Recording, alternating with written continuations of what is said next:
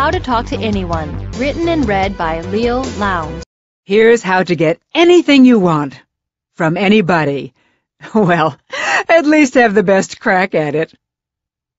Have you ever admired those successful people who seem to have it all? You see them chatting confidently at business meetings and comfortably at social parties. They're the ones with the best jobs, the nicest spouses, the finest friends, and the biggest bank accounts and most fashionable zip codes. But wait a minute. A lot of them aren't smarter than you. They're not more educated than you. They're not even better looking. So what is it? Some people suspect they inherited it. Others say they married it or were just plain lucky. You tell them to think again. What it boils down to is their more skillful way of dealing with fellow human beings. You see, nobody gets to the top alone. Over the years, people who seem to have it all have captured the hearts and conquered the minds of hundreds of others who helped boost them, rung by rung, to the top of whatever corporate or social ladder they chose. Wannabes, wandering around at the foot of the ladder, often gaze up and grouse that the big boys and the big girls at the top are snobs. When big players don't give them their friendship, love, or business, they call them cliquish, or accuse them of belonging to an old boy network. The complaining little leaguers never realize that the rejection was their own fault. They'll never know that they blew the affair, the friendship, or the deal due to their own communications fumbles. It's as though well-liked people have a bag of tricks, a magic, a Midas touch that turns everything they do into success. What's in their bag of tricks? You'll find a lot of things. There's a substance that solidifies friendships, a wizardry that wins minds, and a magic that makes people fall in love with them. There's also a quality that makes bosses hire and then promote, a characteristic that keeps clients coming back, and an asset that makes customers want to buy from them and not the competition. We all have a few of those tricks in our bags, some more than others. Those with a whole lot of them are big winners in life. How to Talk to Anyone gives you many of these little tricks that they use every day so that you too can play the game to perfection and get whatever you want in life. Part 1. How to intrigue everyone without saying a word. The moment two humans lay eyes on each other has an awesome potency. The first sight of you is a brilliant holograph. It burns its way into your new acquaintance's eyes and can stay emblazoned in his or her memory forever. First impressions are indelible. Why? Because in our fast-paced information overload world of multiple stimuli bombarding us every second, people's heads are spinning. They must form quick judgments to make sense of the world and get on with what they have to do. So, whenever people meet you, they take an instant mental snapshot. That image of you becomes the data that they deal with for a very long time. Is their data accurate? Amazingly enough, yes. Even before your lips part and the first syllable escapes, the essence of you has already axed its way into their brains. A friend of mine, Karen, is a highly respected professional in the home furnishings business. Her husband is an equally big name in the communications field. They have 2 small sons. Whenever Karen is at a home furnishings event, everyone pays deference to her. She's a VIP, a very important person in that world. Her colleagues at conventions jostle for positions just to be seen casually chatting with her. Yet, when she accompanies her husband to communications functions, she might as well be a nobody. When she takes her kids to school functions, she's just another mom. She once asked me, "Leo, how can I stand out from the crowd so people who don't know me will approach and at least assume I'm an interesting person?" The techniques in this section accomplish precisely that. 1. Here's how to make your smile magically different. Use the flooding smile technique. I have an old college friend named Missy who just last year took over her family business, a Midwestern company supplying corrugated boxes to manufacturers. One day she called saying she was coming to New York to court new clients, and she invited me to dinner with several of her prospects.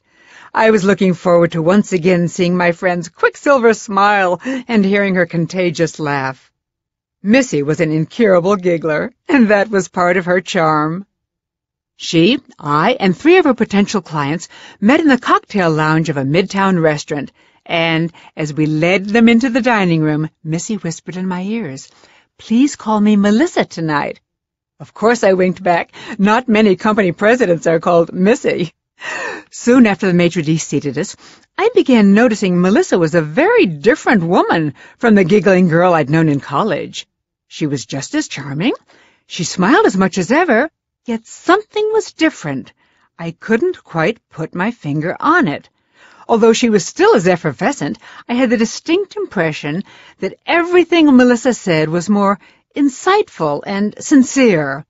She was responding with genuine warmth to her prospective clients, and I could tell that they liked her.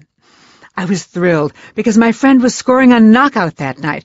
By the end of the evening, Melissa had 3 big new clients. Afterward, alone in the cab with her, I said, "Missy, you've really come a long way since you took over the company. Your whole personality has developed, well, a really cool, sharp corporate edge." Only one thing has changed, she said. "What's that?" I asked. "My smile," she said.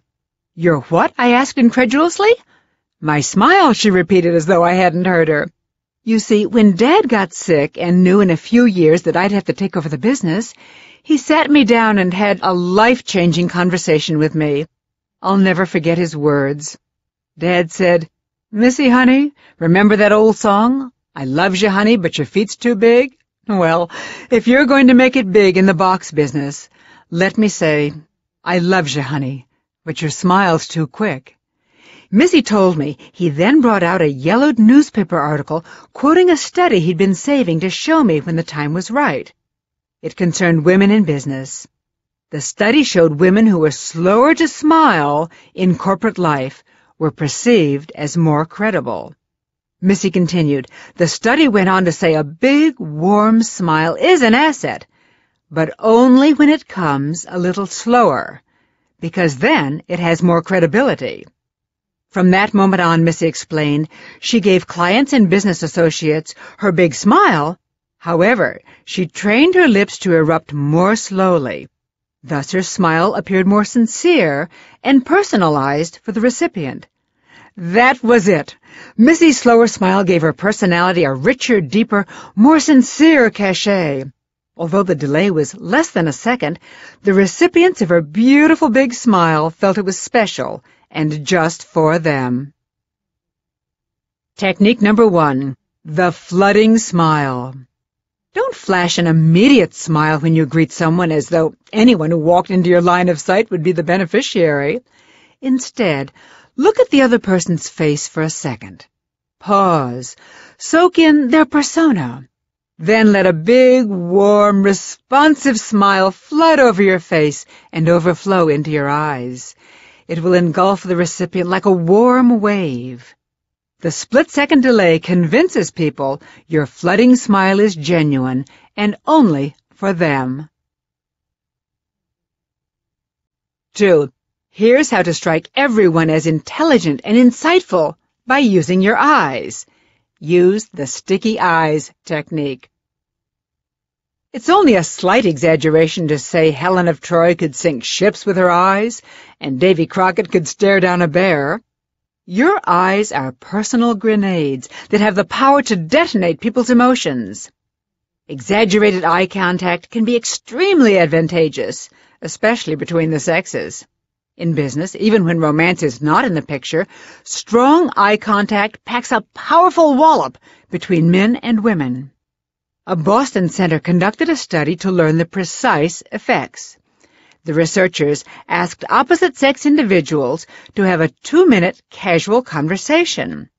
They tricked half of their subjects into maintaining intense eye contact by directing them to count the number of times their partner blinked. They gave the other half of the subjects no special eye contact directions for the chat.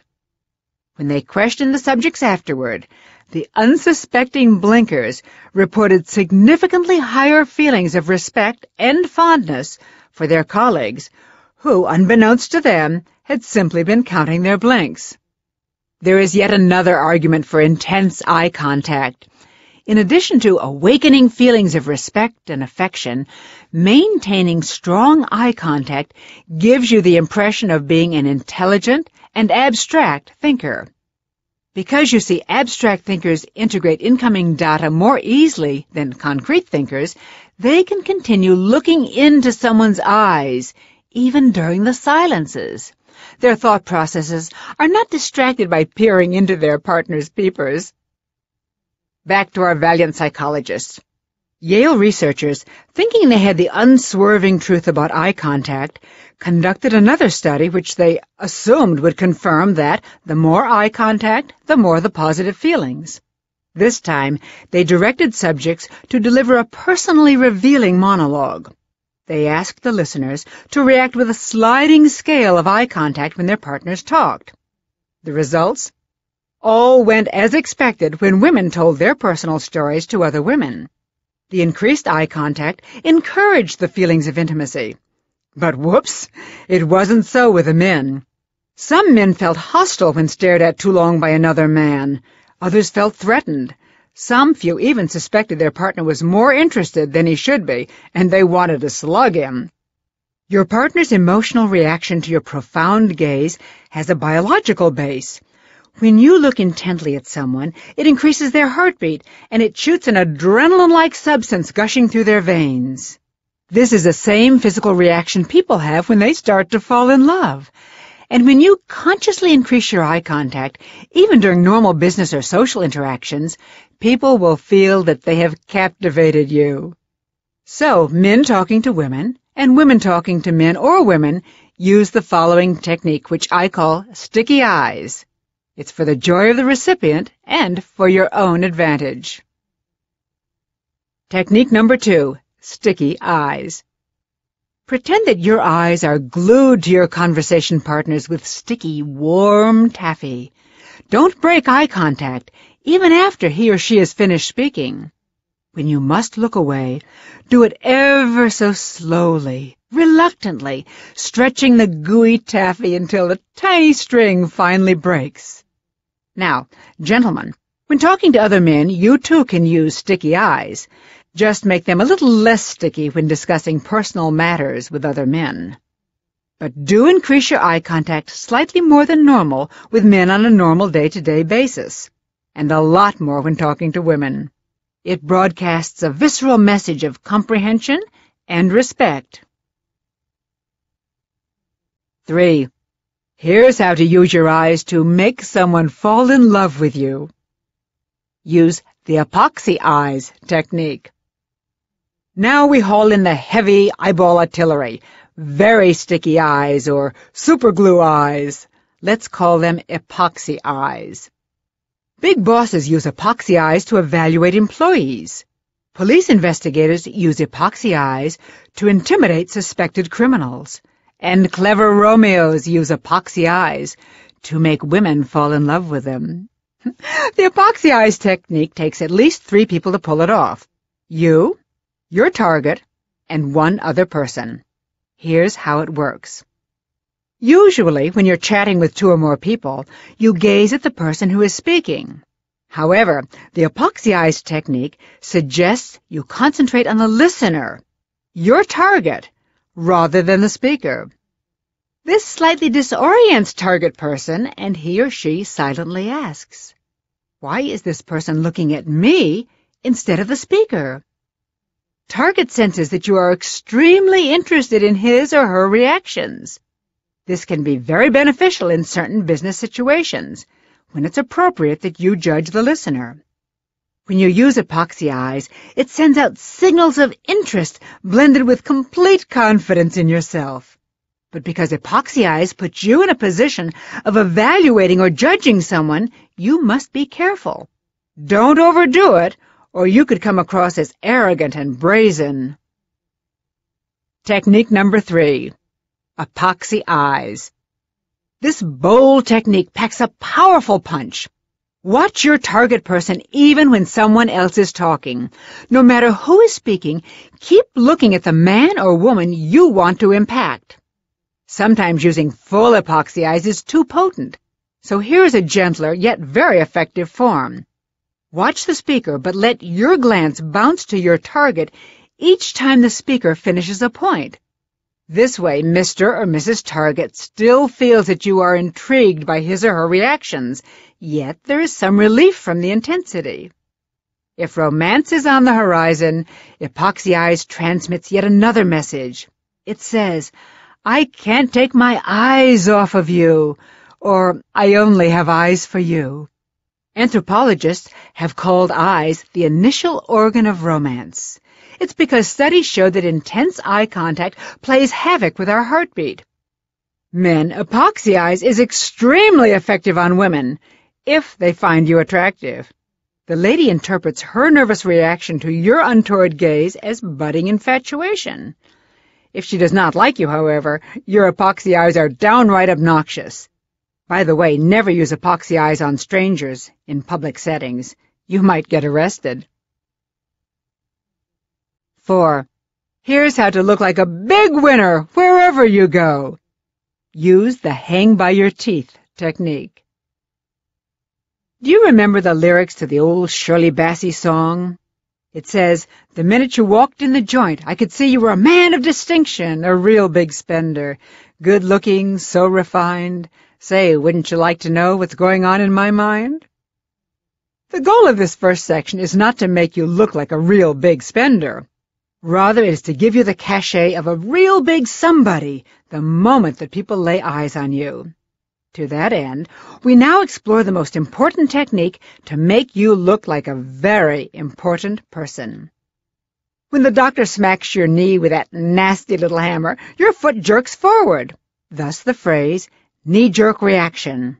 Your body has another instinctive reaction.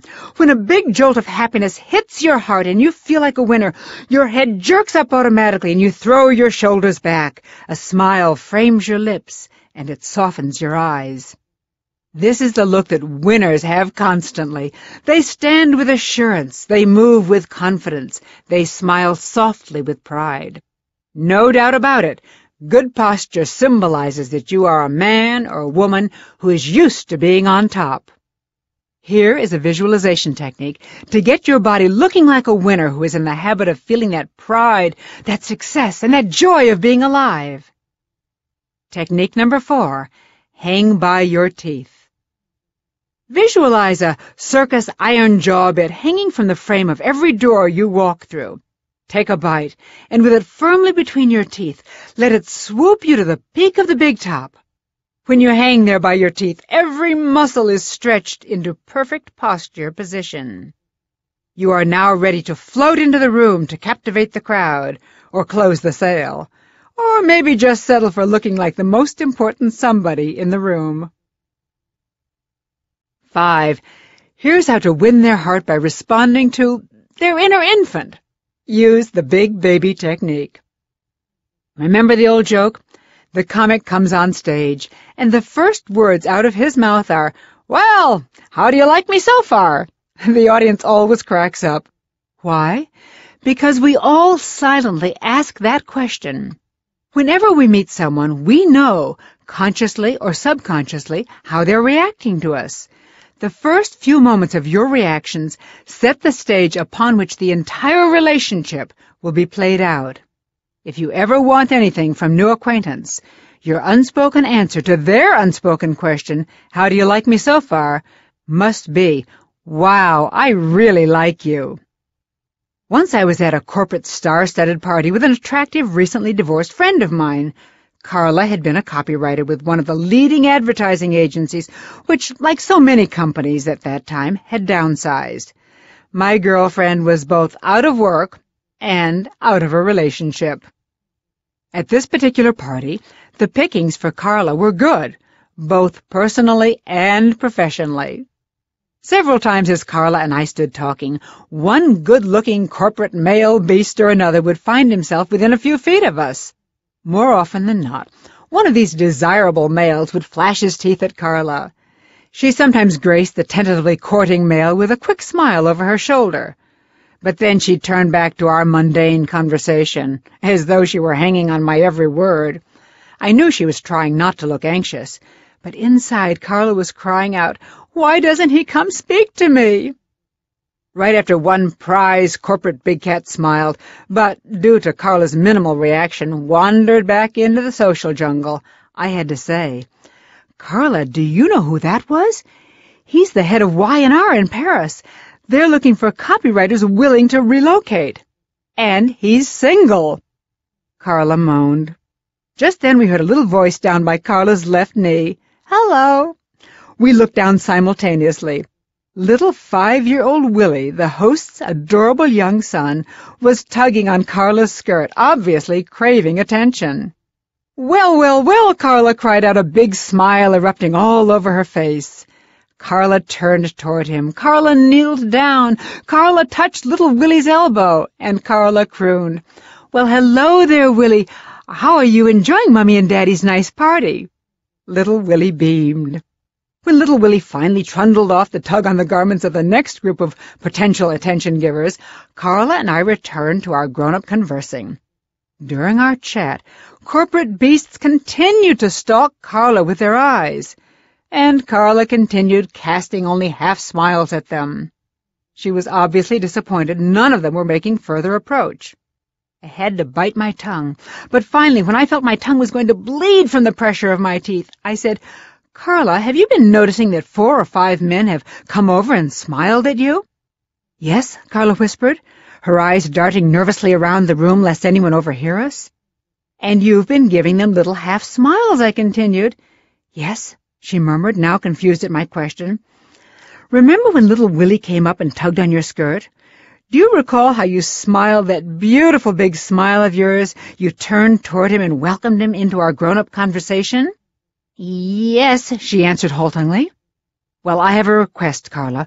The next man who smiles at you, I want you to give him that big smile that you gave Willie. I want you to turn toward him just like you did then. Maybe even reach out and touch his arm like you did little Willie's, and then welcome him into our conversation." "Oh, Leal, I couldn't do that," she said. "Carla, do it." Sure enough, within a few minutes, another attractive man wandered our way and smiled. Carla played her role to perfection. She flashed her beautiful teeth, turned fully toward him, and said, "Hello, come join us." He wasted no time accepting Carla's invitation. After a few moments, I excused myself. Neither noticed my departure because they were in animated conversation. The last glimpse I had of my friend at the party was her floating out the door on the arm of her new friend. Just then, the technique that I call Big Baby Pivot was born. It's a skill that will help you win whatever your heart desires from whatever type of beasts you encounter in the social or the corporate jungle. Technique number 5, the Big Baby Pivot. Give everyone you meet the Big Baby Pivot. The instant the two of you are introduced, reward your new acquaintance. Give the warm smile, the total body turn, and the undivided attention you would give a tiny tyke who crawled up to your feet, turned a precious face up to yours, and beamed a big, toothless grin. Pivoting 100% toward new person shouts, "I think you are very, very special." 6. Here's how to make people feel like you're their old friend immediately. Use the Hello Old Friend technique. A very wise man with a funny name of Zig once told me, "People don't care how much you know until they know how much you care about them." Zig Ziglar is right. The secret to making people like you is showing how much you like them. Your body is a 24-hour broadcasting station, revealing to anyone within eyeshot precisely how you feel at any given moment. Every inch, from the crinkle of your forehead to the position of your feet, must give a command performance if you want to effectively present an "I care about you" attitude. Unfortunately, when meeting someone, our brains are in overdrive. When our bodies are shooting off skillions of stimuli, a few shots are apt to misfire and reveal shyness or hidden hostility. We need a technique to assure that every shot aims right at the heart of our subject. We need to trick our bodies into reacting perfectly. To find it, let's explore the only time we don't need to worry about any shyness or negativity slipping out through our body language. It's when we feel none. That happens when we're chatting with close friends. When we see someone we love or feel completely comfortable with, we respond warmly from head to toe without a thought. Our lips part happily. We step closer. Our arms reach out. Our eyes become soft and wide. Even our palms turn up and our bodies turn fully toward our dear friend. Here's a visualization technique that accomplishes all that. It guarantees that everyone you encounter will feel your warmth. Technique number 6. Hello, old friend. When meeting someone, imagine that he or she is an old friend, or an old customer, an old beloved, or someone else that you had great affection for. How sad! The vicissitudes of life tore you two asunder. But, holy mackerel, now the party, or the meeting, the convention, has reunited you with your long-lost dear old friend. The joyful experience starts a remarkable chain reaction in your body, from the subconscious softening of your eyebrows to the positioning of your toes, and everything else in between. 7. Here's how to come across 100% credible to everyone. Use the limit the fidget technique.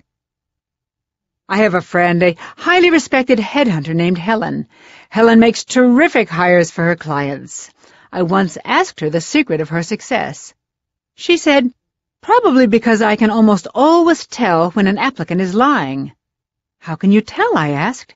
She said, "Well, just last week, I was interviewing a young woman for a position as marketing director for a small firm. Throughout the interview, the applicant had been sitting with her left leg crossed over her right.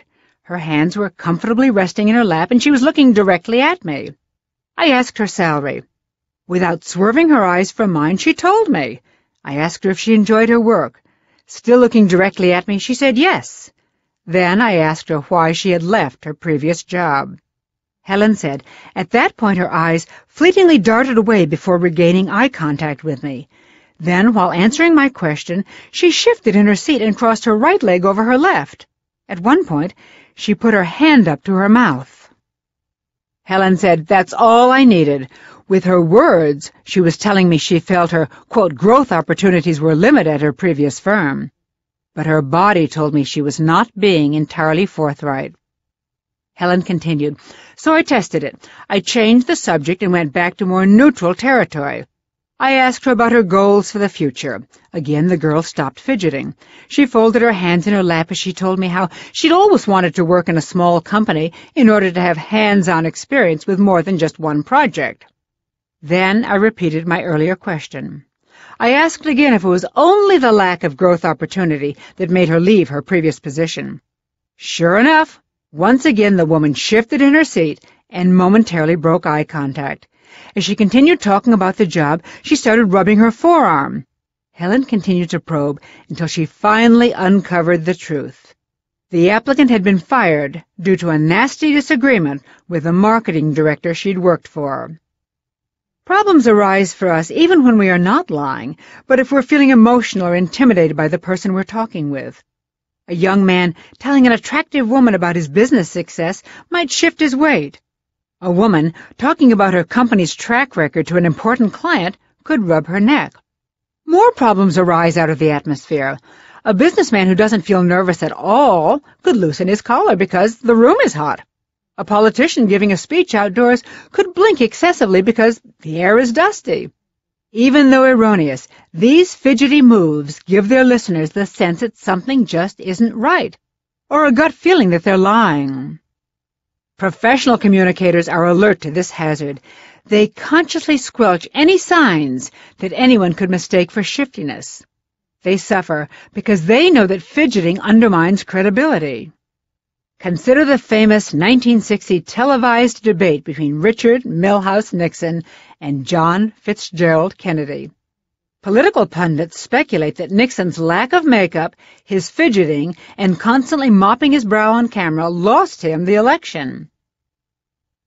Technique number 7. Limit the fidget. Whenever your conversation really counts, let your nose itch, your ear tingle, or your foot prickle. Do not fidget, twitch, wiggle, squirm, or scratch. And above all, keep your paws away from your puss. Hand motions near your face and all fidgeting can give your listeners the gut feeling that you are fibbing. 8. Here's how to read people like you have ESP. Use the horse sense technique. A very clever horse named Hans inspires this next technique. Hans was owned by Ervan Osten, a Berliner, who had trained Hans to do simple arithmetic by tapping his right front hoof. So prodigious was Hans' ability that the horse's fame quickly spread throughout Europe in the early 1900s. He became known as Clever Hans, the counting horse.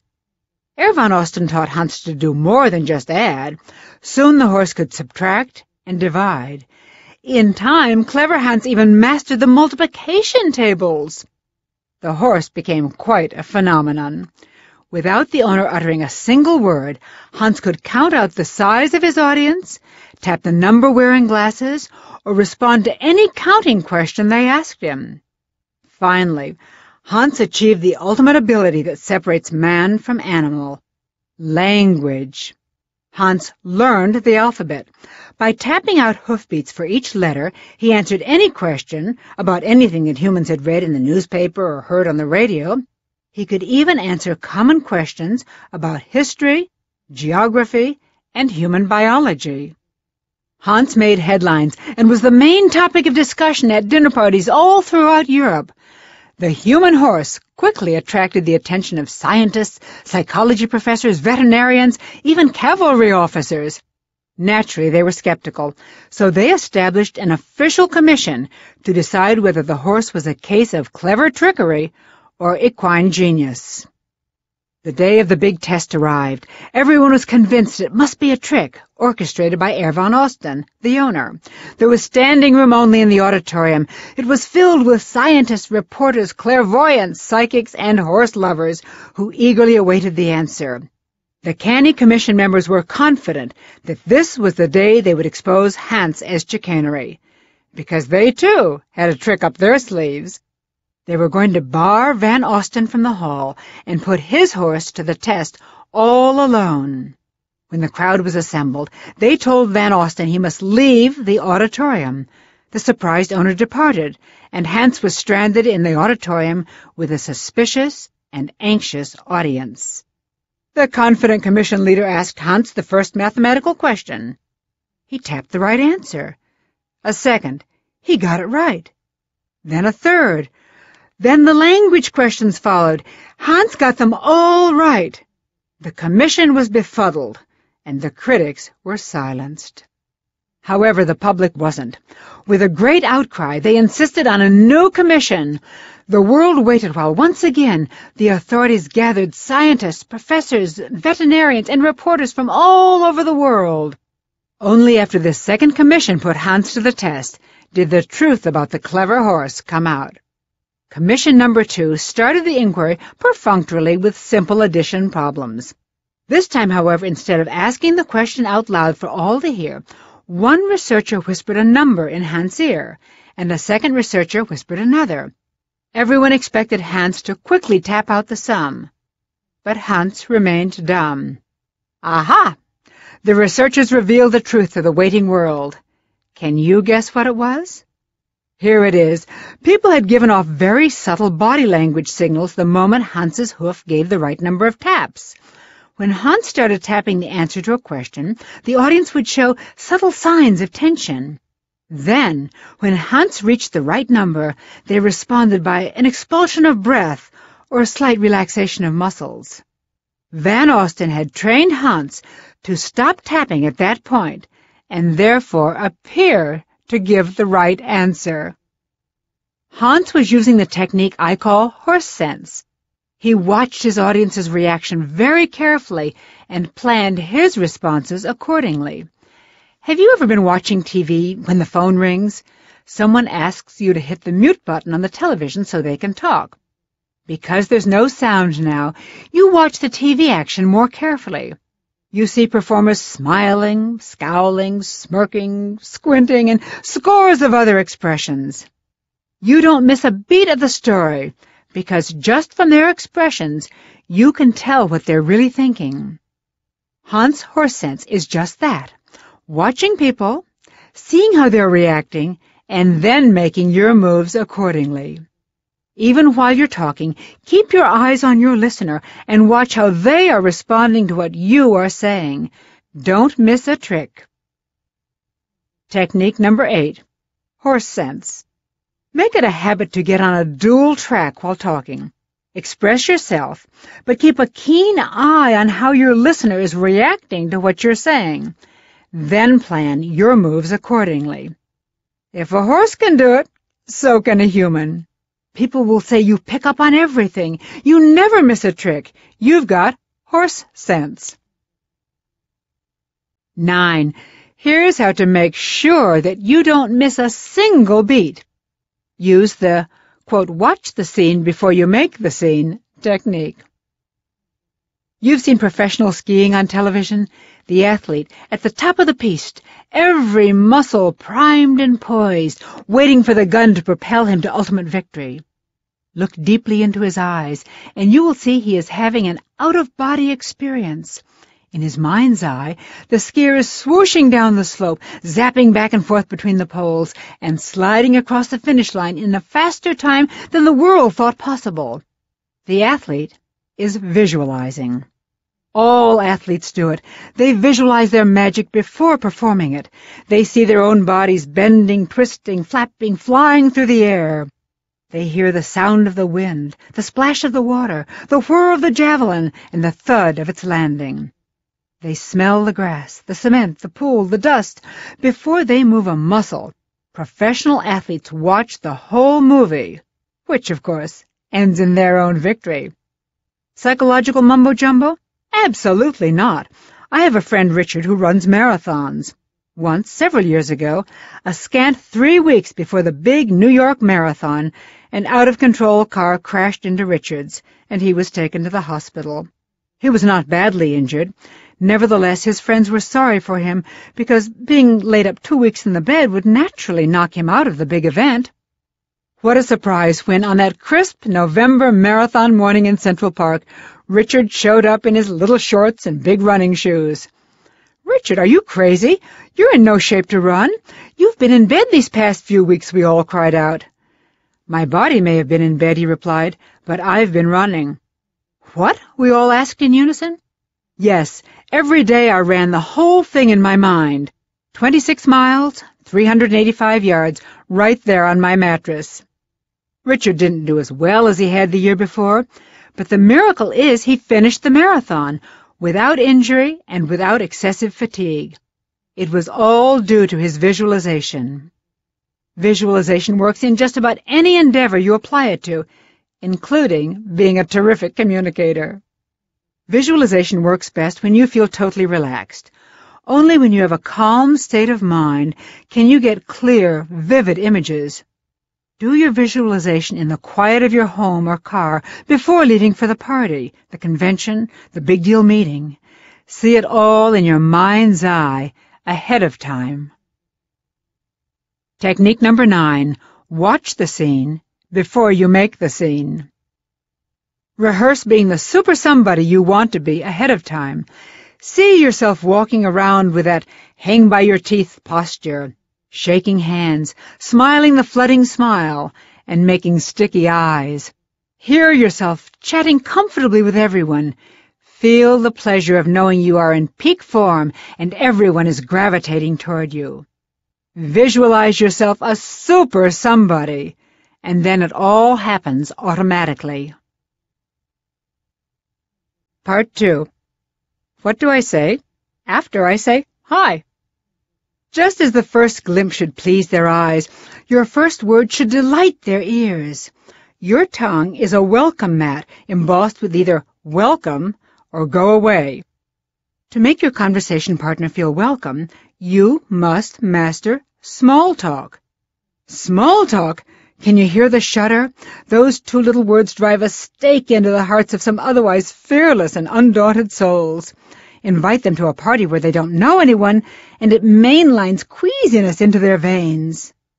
As a shy tot, I spent a lot of time hiding under the table. As a preteen in an all-girls boarding school, my legs turned to linguini every time I had to converse with a male. In 8th grade, I once had to invite a boy to our school prom. The entire selection of dancing males lived in the dormitory of our brother's school, and I only knew one resident, Eugene. I had met Eugene at a summer camp the year before. Mustering all my courage, I decided to call him. 2 weeks before the dance, I felt the onset of sweaty palms. I put the call off. 1 week before, rapid heartbeat set in. I put the call off. Finally, 3 days before the big bash, breathing became difficult. Time was running out. The critical moment, I realized, would be easier if I read from a script. I wrote out the following. Hi, this is Leo. We met at a camp last summer, remember? I programmed in a pause where I hoped he'd say yes.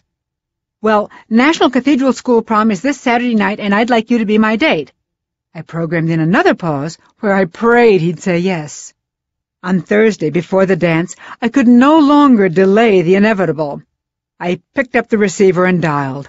Clutching the phone, waiting for Eugene to answer, my eyes followed the perspiration droplets rolling down my arm and dripping off my elbow.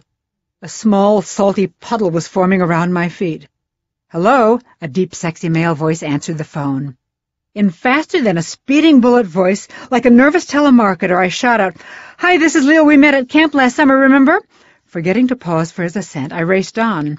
Well, National Cathedral's prom is this Saturday night, and I'd like you to be my date. To my relief and delight, I heard a big, cheerful, Oh, that's great, I'd love to. I exhaled my first normal breath all day. He continued, I'll pick you up at the girls' dorm at 7:30.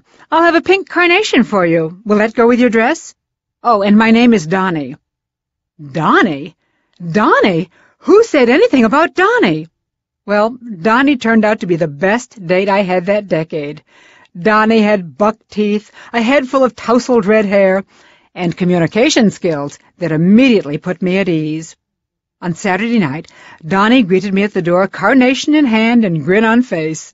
He joked self-deprecatingly about how he was dying to go to the prom, so, knowing that it was a case of mistaken identity, he accepted anyway.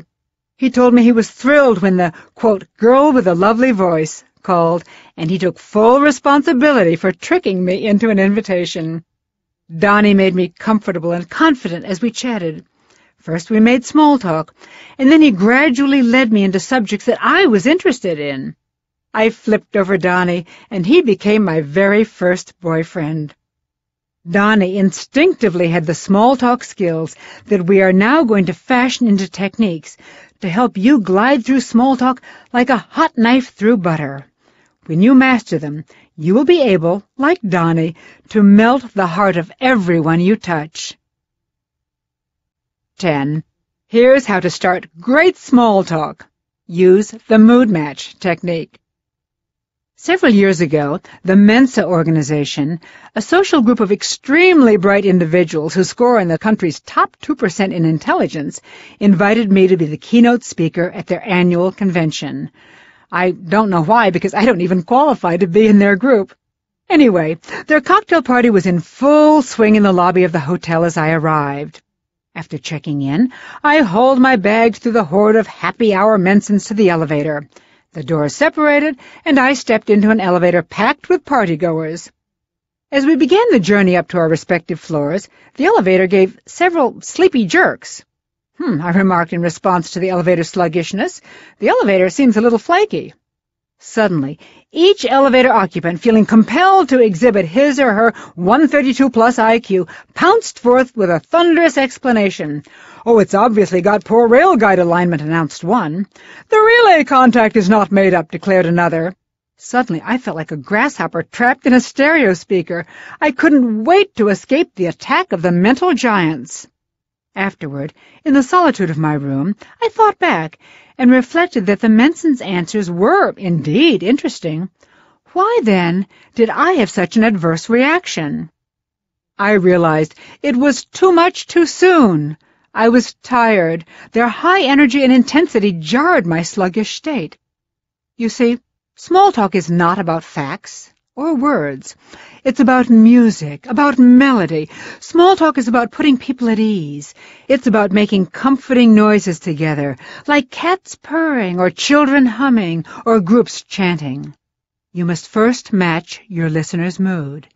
Instead of jumping in with such intensity, the Mensons could have momentarily matched my lethargic mood by saying, "Yeah, it really is slow, isn't it?" Had they then prefaced their information with, "Have you ever been curious about why an elevator is slow?" I would have responded with a sincere, "Yes, I have." After a moment of equalized energy levels, I would have welcomed their explanations about the rail guard alignment or whatever the heck it was, and a friendship might have started. I'm sure you've suffered the aggression of a mood mismatch. Have you ever been relaxing when some overexcited, hot-breath colleague starts pounding you with questions? Or the reverse. You're late rushing to a meeting when an associate stops you and starts lazily narrating a long, languorous story. No matter how interesting the tale, you don't want to hear it now. The first step in starting a conversation without strangling it too much is to tune in to your listener's mood and match it, if only for a sentence or two. When it comes to small talk, think music, not words. Is your listener adagio or allegro? Match that pace. I call it making a mood match. Technique number 10. Make a mood match. Before opening your mouth, take a voice sample of your listener to detect his or her state of mind. Take a psychic photograph of the expression to see if your listener looks buoyant, bored, or blitzed. If you ever want to bring people around to your thoughts, you must match their mood and tone of voice, if only for a moment. 11. Here's how to sound like you've got a super personality, no matter what you're saying. Use the prosaic with passion technique. I was once at a party where I spotted a fellow surrounded by a fan club of avid listeners. The chap was smiling, gesticulating, obviously enthralling his audience. I went over to listen to this fascinating speaker. I joined his throng of admirers and eavesdropped for a minute or two. Suddenly it dawned on me. The fellow was saying the most mundane things. His script, words, were dull, dull, dull. But he was delivering his prosaic observations with such passion. Therefore he held the group spellbound. It convinced me that it's not what you say, it's how you say it. Often people ask me, what's a good opening line when I meet people? I give them the same answer a woman who once worked in my office always gave me. Dottie often stayed at her desk to work through lunch. Sometimes, as I was leaving for the sandwich shop, I'd ask her, "Hey, Dottie, what can I bring you back for lunch?" Dottie, trying to be obliging, would say, "Oh, anything is fine with me." "No, Dottie," I wanted to scream. "Tell me what you want. Ham and cheese on rye? Bologna on whole wheat, whole the mayo, peanut butter and jelly with sliced bananas? Be specific. Anything is a hassle." Frustrating though it may be, my answer to the opening line question is anything, because almost anything you say is really okay, as long as it puts people at ease and sounds passionate.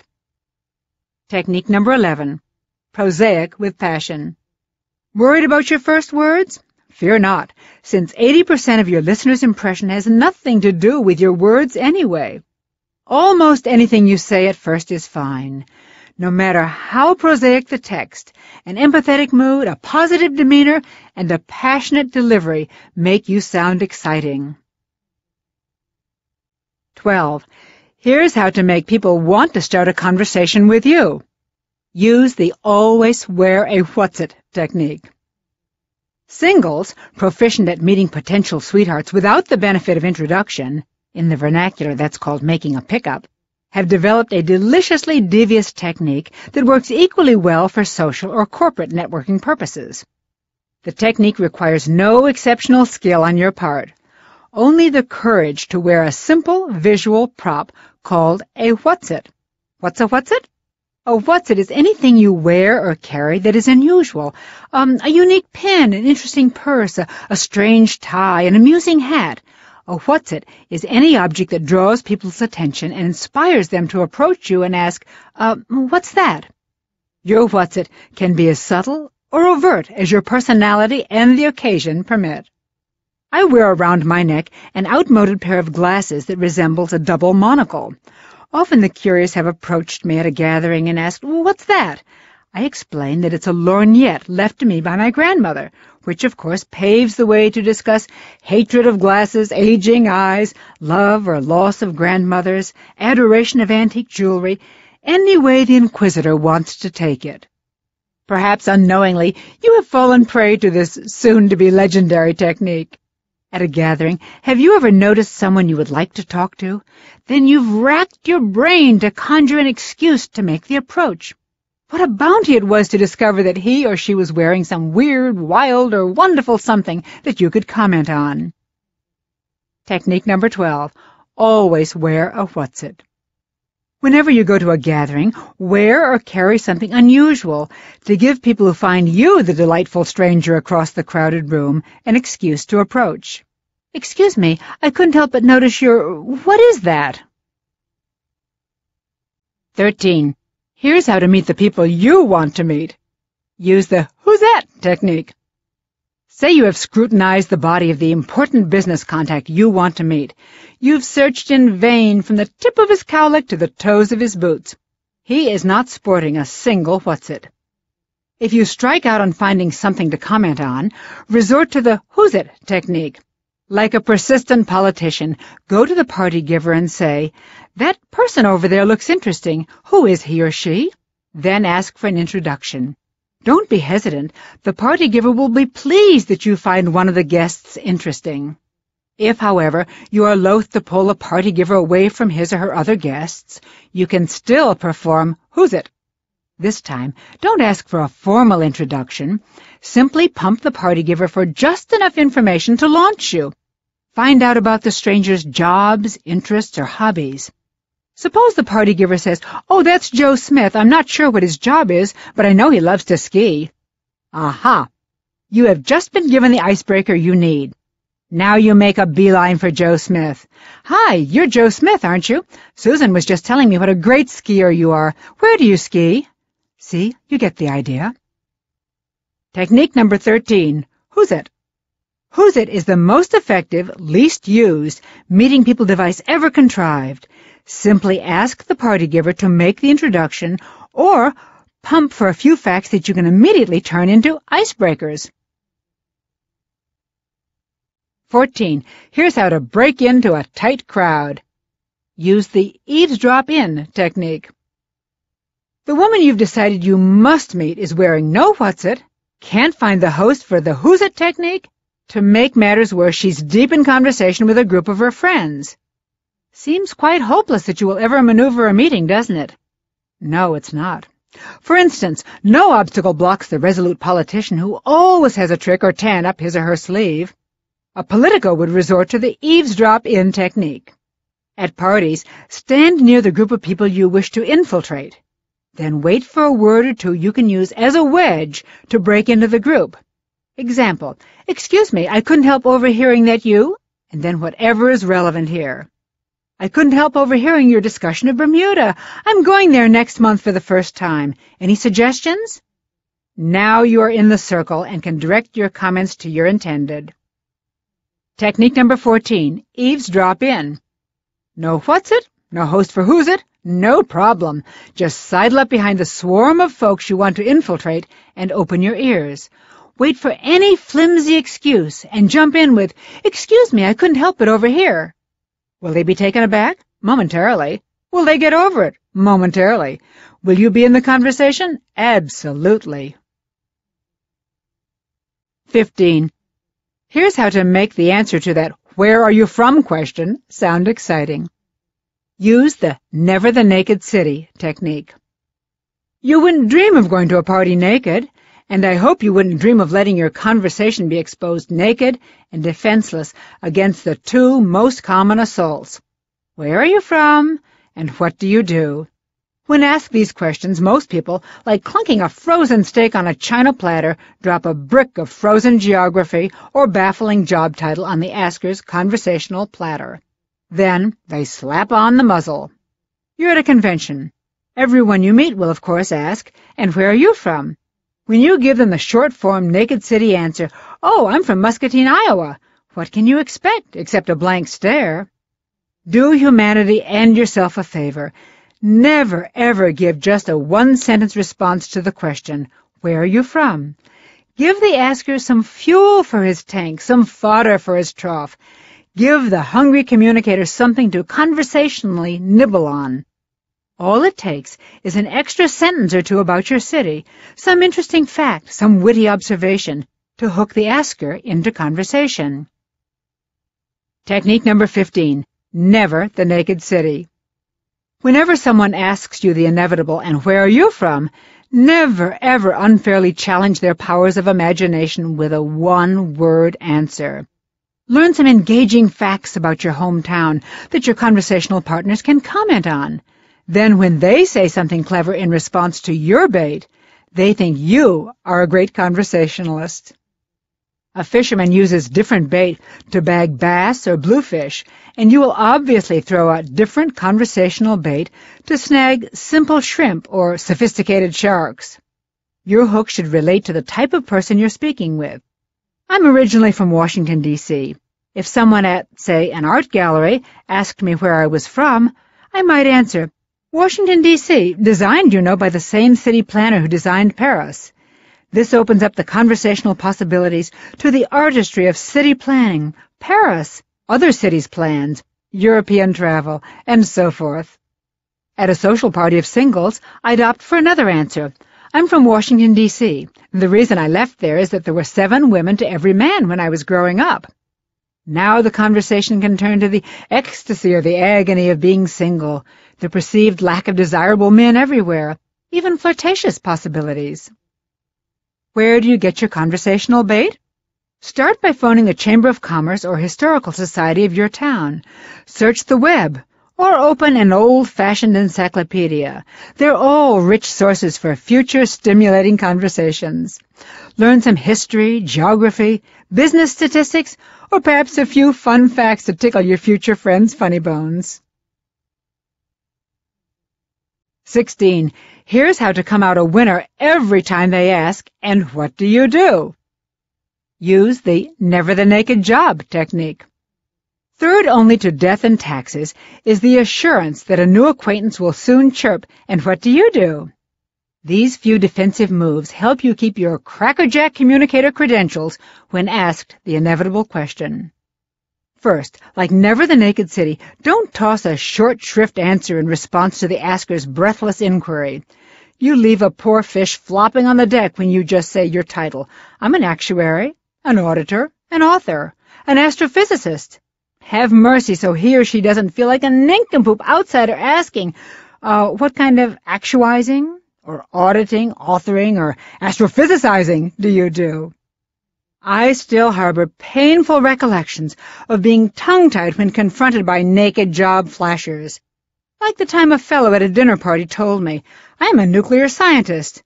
My week, oh, that must be fascinating, reduced me to a mental molecule in his eyes. The chap on my other side announced, I'm into industrial abrasives, and then paused, waiting for me to be impressed. My, golly, you must have to be a shrewd judge of character to be in industrial abrasives, didn't fly either. We 3 sat there in silence the rest of the meal. Technique number 16, never the naked job. When asked the inevitable, and what do? You may think I'm an economist, an educator, an engineer, is giving enough information to engender good conversation. However, to one who is not an economist, educator, or an engineer, you might as well be saying, oh, I'm a paleontologist, psychoanalyst, or pornographer. Flesh it out. Throw out some delicious facts about your job for your new acquaintance to munch on. Otherwise, they'll soon excuse themselves, preferring the snacks back at the cheese tray. 17. Here's how to introduce people like a host with the most. Use the never the naked introduction technique. It's important to help newly mets through their first nervous moments. Susan, I'd like you to meet John Smith. John, this is Susan Jones. Duh. What do you expect John or Susan to say? Smith, that's S-M-I-T-H, isn't it? Or golly, Susan, well, now there's an interesting name. Nice try, forget it. Don't blame John or Susan for being less than scintillating. The fault lies with the person who introduced the two the way most people introduce their friends to each other, with naked names. They cast out no line with bait for people to sink their teeth into. Technique number 17. Never the naked introduction. When introducing people, don't throw out an unbaited hook and stand there grinning like a big clam, leaving the newly mets to flutter their fins and fish for a topic. Bait the conversational hook to get them in the swim of things. Then you're free to stay or float on to the next networking opportunity. Big winners may not talk a lot, but conversation never dies unwillingly in their midst. When they introduce people, they buy an insurance policy on the conversation with a few simple add-ons. Example, Susan, I'd like you to meet John. John has a wonderful boat we took a trip on last summer. John, this is Susan Smith. Susan is editor-in-chief of Shoestring Gourmet magazine. Padding the introduction this way gives Susan the opportunity to ask what kind of boat John has or where the group went. It gives John an opening to discuss his love of writing or of cooking or of food. The conversation can then naturally expand to travel in general, life on boats, past vacations, favorite recipes, or restaurants, budgets, diets, magazines, editorial policy, to infinity. 18. Here's how to resuscitate a dying conversation. Use the be a word detective technique. I have a young friend, Nancy, who works in a nursing home. Nancy cares deeply about the elderly, but often grumbles about how crotchety and laconic some of her patients are. She laments she has difficulty in relating to them. Nancy told me about one especially cantankerous old woman named Mrs. Otis, whom she could never get to open up to her. One day, Nancy confided, right after all those rainstorms we had last week, just to make conversation, I remarked to Mrs. Otis, "Gee, terrible storms we had last week, don't you think?" "Well," Nancy continued, "Mrs. Otis practically jumped down my throat. She said in a snippy voice, 'Well, it's been good for the plants.'" I asked Nancy how she responded to that. "What could I say?" Nancy answered. "The woman was obviously cutting me off." I asked, "Did you ever think to ask Mrs. Otis if she liked plants?" "Plants?" Nancy said. "Well, yes," I suggested. "Mrs. Otis brought the subject up." I asked Nancy to do me a favor. "Ask her," I begged. Nancy resisted, but I persisted.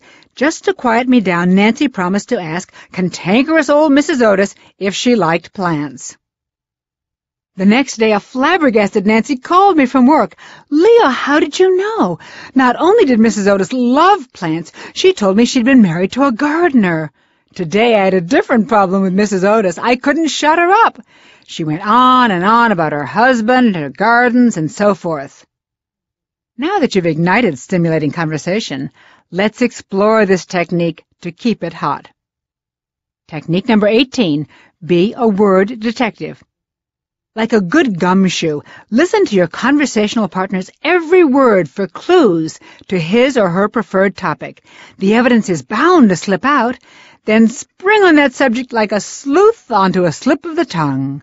Like Sherlock Holmes, you now have the clue to the subject that is hot for the other person. 19. Here's how to enthrall people with your choice of topic, themselves. Use the swiveling spotlight technique.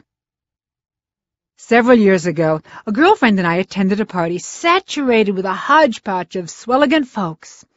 Everyone we talked to seemed to lead a nifty life. Discussing the party afterward, I asked my friend, "Diane, of all the exciting people at the party, who did you enjoy talking to most?" Without hesitation, she answered, "Oh, by far, Don Smith." "Well, what does Don do?" I asked her. "Well, I'm not sure," she answered. "Where does he live?" I don't know, Diane responded. Well, what's he interested in? Well, we really didn't talk about his interests. Diane, I said, what did you talk about?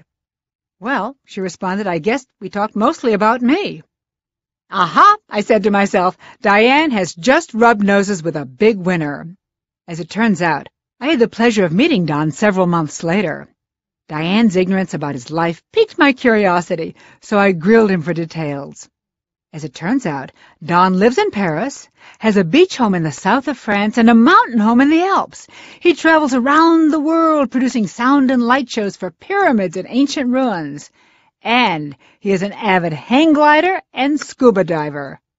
Does this man have an interesting life or what? Yet Don, when meeting Diane, had not said one word about himself. I told Don how pleased Diane was to meet him, yet how little she learned about his life. Don simply replied, Well, when I meet someone, I learn so much more if I ask about their life. I always try to turn the spotlight on the other person. Truly confident people often do this. They know that they grow more by listening than talking. Obviously, they also captivate the talker more. Technique number 19. The swiveling spotlight. When you meet someone, imagine a giant revolving spotlight between you. When you're talking, the spotlight is on you. When the new person is speaking, it's shining on him or her. If you shine it brightly enough, the stranger will be blinded to the fact that you have hardly said a word about yourself. The longer you keep shining it away from you, the more interesting he or she finds you. 20. Here's how to never need to wonder, what do I say next? Use the parroting technique. If you find yourself futilely fanning the embers of a dying conversation, here's a foolproof trick to get the fire blazing again. I call it parroting, after that beautiful tropical bird that captures everyone's heart by simply repeating other people's words. I have a friend, Phil, who sometimes picks me up at the airport. Usually I am so exhausted that I rudely fall asleep in the passenger seat, relegating Phil to nothing more than a chauffeur. After one especially exhausting trip some years ago, I flung my bags in his trunk and flopped onto the front seat. As I was dozing off, he mentioned he'd gone to the theater the night before. Usually I would have just grunted and wafted off into unconsciousness. However, on this particular trip, I had learned the parroting technique and was anxious to try it. Theater? I parroted quizzically. Yes, it was a great show, he replied, fully expecting it to be the last word on the subject before I fell into my usual sleepy stupor. Great show? I parroted.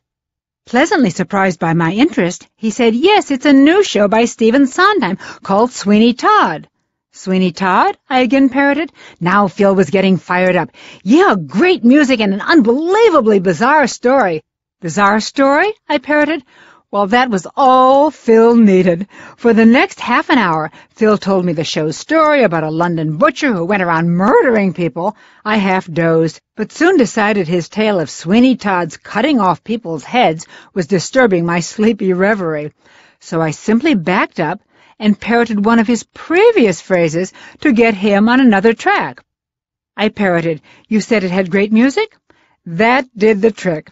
For the rest of the 45-minute trip to my home, Phil sang me the song Pretty Women and The Best Pies in London and other songs from Sweeney Todd. Much better accompaniment for my demi-nap. I'm sure to this day Phil thinks of that trip as one of the best conversations we ever had. And all I did was parrot a few of his phrases. Technique number 20. Parroting. Never be left speechless again. Like a parrot, simply repeat the last few words your conversation partner says. That puts the ball right back in his or her court, and then all you need to do is listen. 21. Here's how to get them happily chatting, so you can slip away if you want to. Use the encore technique. Every father smiles when his little tyke beseeches him at bedtime. Daddy, Daddy, tell me the story again of the 3 little pigs, or the dancing princesses, or how you and Mommy met. Daddy knows Junior enjoyed the story so much the first time, He wants to hear it again and again and again. Junior inspires the following technique called Encore, which serves two purposes. Encore makes a colleague feel like a happy dad, and it's a great way to give a dying conversation a heart transplant. I once worked on a ship that had Italian officers and mostly American passengers. Each week, the deck officers had to attend the captain's cocktail party. After the captain's address, in charmingly broken English, the officers invariably clumped together, yakking it up in Italian. Needless to say, most of the passengers' grasp of Italian ended at macaroni, spaghetti, salami, and pizza. As cruise director, it fell on my shoulders to get the officers to mingle with the passengers. My not-so-subtle tactic was to grab one of the officer's arms and literally drag him over to a smiling throng of expectant passengers. I would then introduce the officer and pray that either the cat would release his tongue or a passenger would come up with a more original question than, "Gee, if all the officers are here, who's driving the boat, hardy-har-har?" Never happened. I dreaded the weekly captain's cocktail party. One night, sleeping in my cabin, I was awakened by the ship rocking violently from side to side. I listened. The engines were off. That's a bad sign. I grabbed my robe and raced up to the deck. Through the dense fog, I could barely discern another ship, not half a mile from us. 5 or 6 officers were grasping the starboard guardrail and leaning overboard. I rushed over just in time to see a man in the moonlight with a bandage over one eye, struggling up our violently rocking ladder. The officers immediately whisked him off to our ship's hospital. The engine started again, and we were on our way. The next morning I got the full story. A laborer on the other ship, a freighter, had been drilling a hole in an engine cylinder. While he was working, a sharp, needle-thin piece of metal shot like a missile into his right eye. The freighter had no doctor on board, so the ship broadcast an emergency signal. International sea laws dictate that any ship hearing a distress signal must respond. Our ship came to the rescue, and the seaman, clutching his bleeding eye, was lowered into a lifeboat that brought him to our ship. Dr. Rossi, our ship's doctor, was successfully able to remove the needle from the workman's eye, thus saving his eyesight. Cut to the next captain's cocktail party. Once again I was faced with the familiar challenge of getting officers to mingle and make small talk with the passengers. I made my weekly trek to the laconic officers' throng to drag one or two away, and this time my hand fell on the arm of the ship's doctor. I hauled him over to the nearest group of grinning passengers and introduced him. I then told them, just last week Dr. Rossi saved the eyesight of a seaman on another ship. There was a dramatic midnight rescue. Dr. Rossi, I'm sure these folks would love to hear about it. It was like a magic wand. To my amazement, it was as though Dr. Rossi was blessed instantly with the tongues of angels. His previously monosyllabic broken English became thickly accented eloquence. He told the entire story to the growing group of passengers gathering around him. I left the throng that Dr. Rossi enraptured to pull another officer over to another awaiting audience. The captain's cocktail parties were a breeze for me for the rest of the season. The only problem was I noticed the stories were getting longer and more elaborate each time. Technique 21. Encore. The sweetest sound a performer can hear welling up out of the applause is encore, encore, let's hear it again. The sweetest sound your conversation partner can hear from your lips when you're talking with a group of people is, tell them about the time you, whatever. Whenever you're at a meeting or party with someone important to you, think of some stories he or she has told you. Choose an appropriate one from their repertoire that the crowd will enjoy. Then shine the spotlight by requesting a repeat performance. 22. Here's how to come across as a very positive person. Use the accentuate the positive technique. Often people think when they meet someone they like, they should share a secret, reveal an intimacy, or make a confession of sorts to show that they're human too. Airing your youthful battle with bedwetting, teeth-grinding, or thumb-sucking, or your present struggle with gout or a gouter supposedly endears you to the masses. Well, sometimes it does. But one study showed that if someone is above you in stature, their revealing a foible brings them closer to you. The holes in the bottom of Adlai Stevenson's shoes charmed a nation, as did the elder George Bush's shocking admission that he couldn't stand broccoli. If you're on a sure footing, say you're a superstar who wants to become friends with a fan, go ahead. Tell your devotees about the time you were out of work and penniless. But if you're not a superstar, better play it safe and keep the skeletons in the closet until later. People don't know you well enough to put your foible in context yet. Later in the relationship, telling your new friend that you've been thrice married, you got caught shoplifting as a teenager and got turned down for a big job may be no big deal, and that may be the extent of what could be construed as black marks on an otherwise flawless life of solid relationships, no misdemeanors, and an impressive professional record. But very early in a relationship, the instinctive reaction is, well, what else is coming? If he shares that with me so quickly, what else is he hiding? A closet full of ex-spouses? A criminal record? Walls papered with rejection letters? Your new acquaintance has no way of knowing your confession was a generous act, a well-intentioned revelation on your part. Technique number 22. Accentuate the positive. When first meeting someone, lock your closet door and save your skeletons for later. You and your new good friend can invite the skeletons out, have a good laugh and dance all over their bones later in the relationship. But now is the time, as the old song says, to accentuate the positive and eliminate the negative. 23. Here's how to always have something interesting to say. Use the latest news, don't leave home without it technique.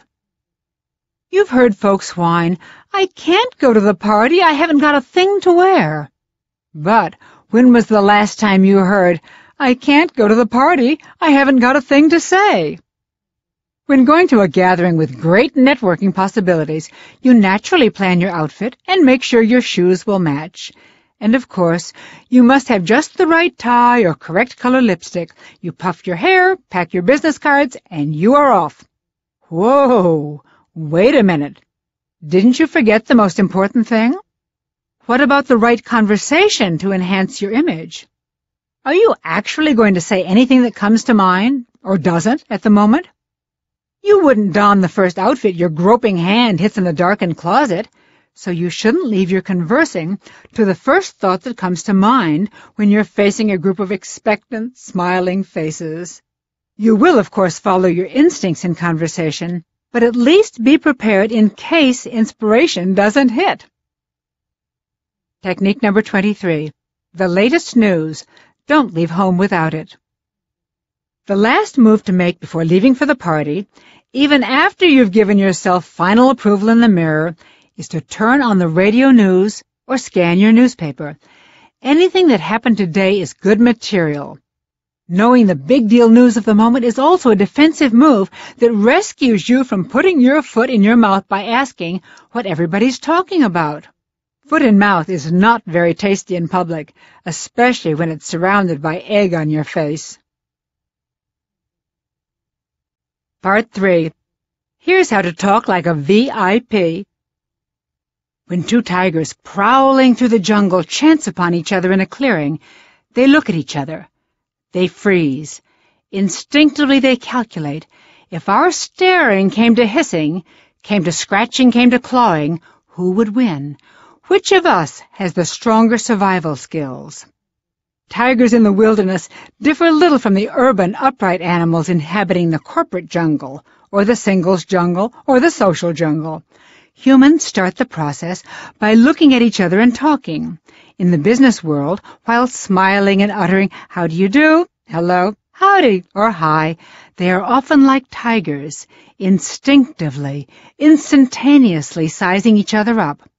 They're not calculating the length of each other's claws or the sharpness of their teeth. They are judging each other on a weapon far more powerful to survival, as they have defined it. Humans are judging each other's communication skills. They know communication skills get people to the top. Thus, by observing each other carefully during casual conversing, it becomes almost immediately evident to both which is the bigger cat and which is the smaller cat in the human jungle. It doesn't take long for people to recognize who is an important person. One cliché, one insensitive remark, one over-anxious reaction, and you can be professionally or personally demoted. You can lose a potentially important friendship or business contact. One stupid move, and you can tumble off the corporate or social ladder. The techniques in this section will help assure you that you make all the right moves so this does not happen. The following communication skills give you a leg up to start your ascent to the top of any ladder that you choose. 24. Here's how to find out what they do without even asking. Use the "what do you do?" not technique. To size each other up, the first question little cats flat-pawedly ask each other is, "And what do you do, Then they crouch there, quivering their whiskers and twitching their noses, with an obvious, "I'm going to pronounce silent judgment on you right after you answer" look on their pusses. Technique number 24. What do you do? Not. A sure sign that you're a somebody is the conspicuous absence of the question, "What do you do?" You determine this, of course, but not with those 4 dirty little words that label you as either 1, a ruthless networker, 2, a social climber, 3, a gold-digging husband or wife hunter, or 4, someone who's never strolled along Easy Street. So, how do you find out what someone does for a living? You simply practice the following 8 words. All together now. How do you spend most of your time? How do you spend most of your time is the gracious way to let a cadaver cutter, a tax collector, or a capsized employee off the hook. It's the way to reinforce an accomplished mother's choice of staying home. It's the way to assure a spiritual soul that you see his or her inner beauty. It's also a way to suggest to a swell that you reside on Easy Street, too. 25. Here's how to sound even smarter. Use the personal thesaurus technique. Did you ever hear someone trying to say a word that was just too darn big for their tongue? By the smile on the speaker's face and the gleam in his eye as the word limped off his lips, you knew he was really proud of it. To make matters worse, he probably used the word incorrectly, inappropriately, and maybe even mispronounced it. Ouch! The world perceives people with rich vocabularies to be more creative and more intelligent. People with larger vocabularies get hired quicker, promoted faster, and listen to a whole lot more. So big winners use rich, full words, but they never sound inappropriate. The phrases slide gracefully off their tongues to enrich their conversation. The words fit. With the care that they choose their tie or their blouses, big players in life choose words to match their personalities and their points. The startling good news is that the difference between a respected vocabulary and a mundane one is only about 50 words. You don't need much to sound like a big winner. A mere few dozen wonderful words will give everyone the impression that you have an original and creative mind. Acquiring the super vocabulary is easy. All you need to do is think of a few tired, overworked words that you use every day. Words like smart, or nice, or pretty, or good. Then grab a thesaurus or a book of synonyms off the shelf. Look up that common word, the one that even you are bored hearing yourself utter every day. Examine your long list of alternatives. For example, if you turn to the word smart, you'll find dozens of synonyms. There are colorful, rich words like ingenious, resourceful, adroit, shrewd, and many more. Run down the list and say each one out loud. Which one seems right for you? Choose a few favorites and practice saying them aloud until they become a natural, staple part of your vocabulary. The next time you want to compliment someone on being smart, you'll be purring, "Oh, that was so resourceful of you." "My, how adroit. That was ingenious." Or maybe, "How astute of you." Technique number 25. Your personal thesaurus. Look up some common words you use every day in the thesaurus. Then, like slipping your feet into a new pair of shoes, slip your tongue into a few new words to see how they fit. If you like them, start making permanent replacements. Remember, only 50 words make the difference between a rich, creative vocabulary and an average, middle-of-the-road one. Substitute a word a day for 2 months, and you will be in the verbally elite. 26. Here's how to be a you-firstie to gain their respect and affection. Use the communication technique. Sex, now that I have your attention. 2-Bit Comics have been using that gag from the days when 2-Bits bought a 4-square meal. However, big winners know that there's a 3-letter word far more potent than sex when you want to get people's attention. That word is you, Y-O-U. Why is you such a powerful word? Because when we were infants, we thought we were the center of the universe. Nothing mattered but me, myself, and I. The rest of the shadowy forms stirring around us, which we later learned were other people, existed solely for what they could do for us. Self-centered little tykes that we were, our tiny brains translated every action, every word into, how does that affect me? Now, adults camouflage their self-centeredness under a mask of civilization and politeness. Yet the human brain still immediately, instinctively, and unfailingly translates everything into terms of, how does that affect me? For example, suppose, gentlemen, you want to ask a colleague, Jill, if she would like to join you for dinner. So you say to her, there's a really good new Indian restaurant in town. Will you join me there for dinner tonight? Before answering, Jill is thinking to herself, by good, does he mean the food or the atmosphere or both? Her reverie continues. Indian cuisine, I'm not sure. He says it's good. However, will I like it? While thinking, Jill hesitates. You probably take her hesitation personally, and the joy of the exchange diminishes. Suppose instead you had said to her, Jill, you will really love this new Indian restaurant. Will you join me there this evening for dinner? Phrasing it that way, you've already subliminally answered Jill's questions, and she's much more apt to give you a quick yes. So, big winners, when they wish to control, inspire, be loved by, sell to people, or get them to go to dinner, do the thinking for them. They translate everything into the other person's terms by starting as many sentences as they can with that powerful little 3-letter word, you. Thus I call the technique communication. Technique number 26, communication. Start every appropriate sentence with you.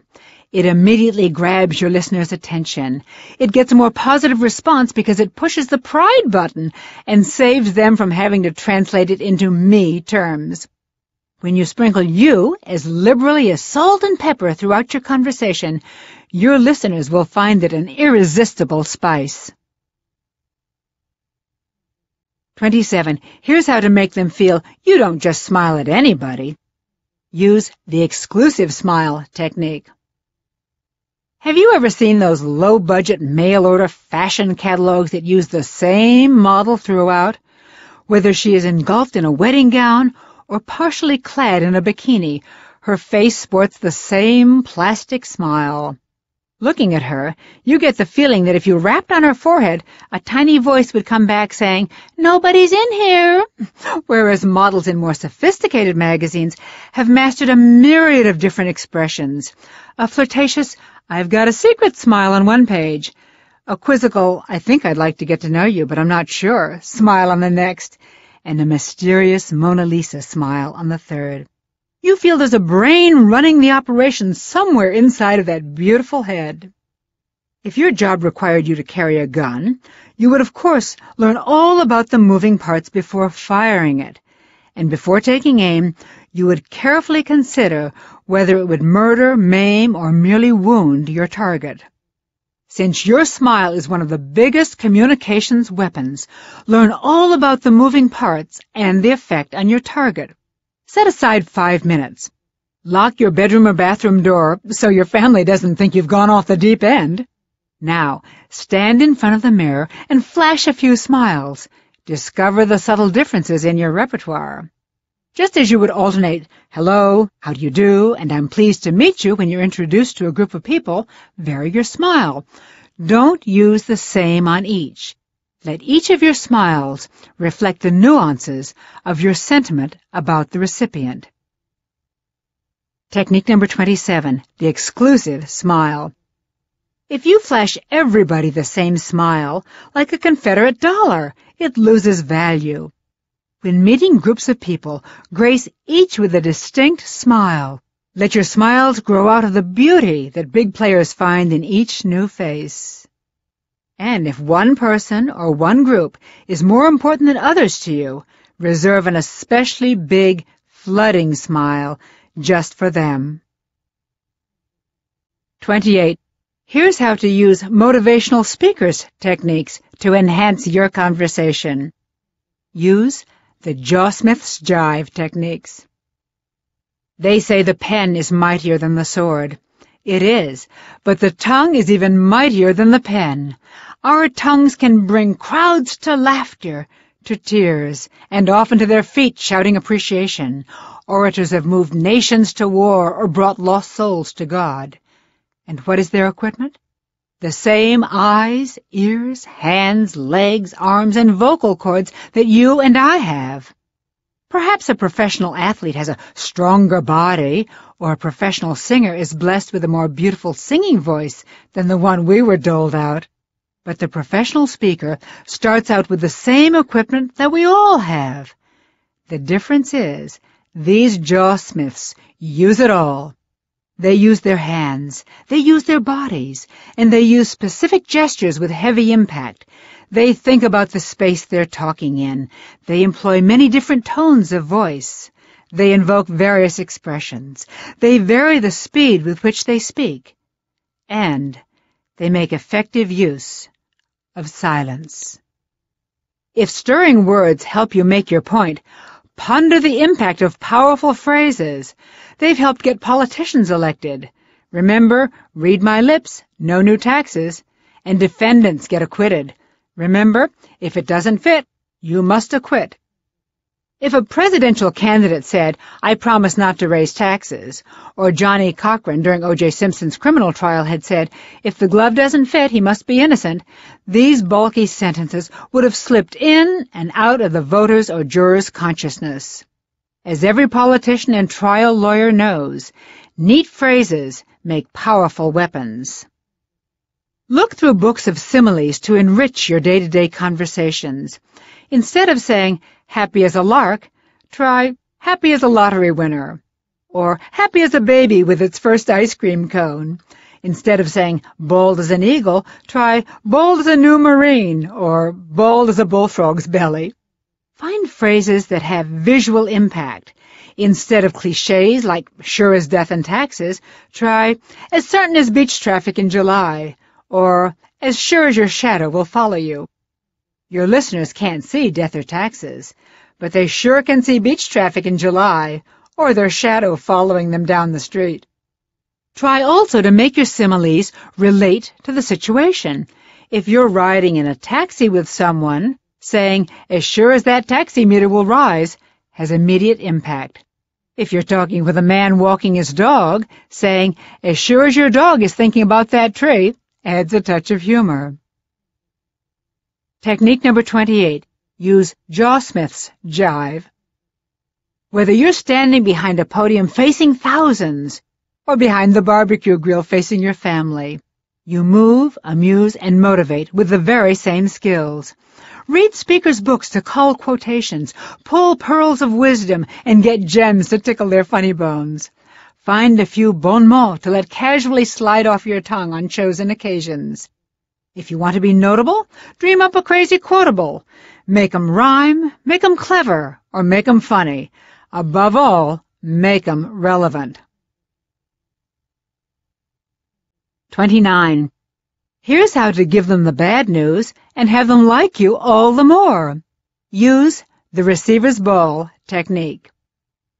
In ancient Egypt, the pharaoh treated the humblest message runner like a prince when he arrived at the palace, if he brought good news. However, if the exhausted runner had the misfortune to bring the pharaoh unhappy news, his head was chopped off. Shades of that spirit pervade today's conversations. Once a friend and I packed up some peanut butter and jelly sandwiches for an outing. As we waltzed happily out the door, picnic basket in hand, a smiling neighbor rocking away on his porch looked up at the sky and said, "Oh boy, bad day for a picnic. The newscast says it's going to rain." Oh, I wanted to rub his face in my peanut butter and jelly sandwich. Not for the gloomy weather report, but for his smile. You see, it's not the news that makes someone angry. It's the unsympathetic attitude with which it's delivered. Everyone must give bad news from time to time, but winning professionals do it with the proper attitude. A doctor advising a patient she needs an operation does it with compassion. A boss informing an employee he didn't get the job takes on a sympathetic demeanor. Grief counselors at airports, after fatal crashes, share the grief-stricken sentiment of the relatives. Big winners know when delivering any bad news, they should share the sentiment of the receiver. Had my neighbor told me of the impending rainstorm with sympathy, I would have appreciated his warning. Big winners, when they bear bad news, deliver bombs with the emotions the bombarded person is sure to have. Technique number 29. It's the receiver's ball.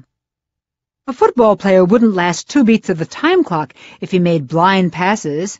A pro throws the ball with the receiver always in mind. Likewise, before throwing out any news, keep your receiver in mind.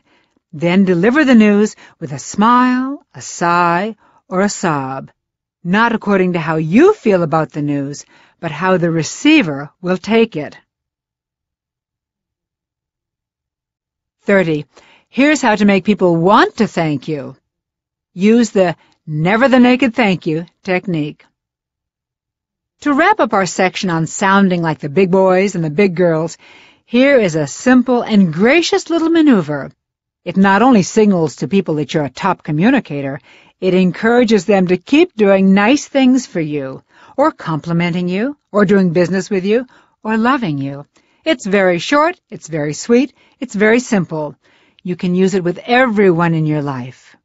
And when it becomes instinctive, you will find yourself using it every day. What is it? Very simply, never let the word thank you stand naked and alone. Always make it thank you for something. People use the bare, exposed thank you so often that people don't even hear it anymore. When we buy the morning newspaper, we flash a naked thank you at the vendor when he gives us our nickels change. Is that the same thank you you want to give a valued customer who has just made a big purchase in your store, or a loved one who has just cooked you a delicious dinner? Whenever the occasion warrants more than an unconscious acknowledgement, dress up your thank you with the reason for it.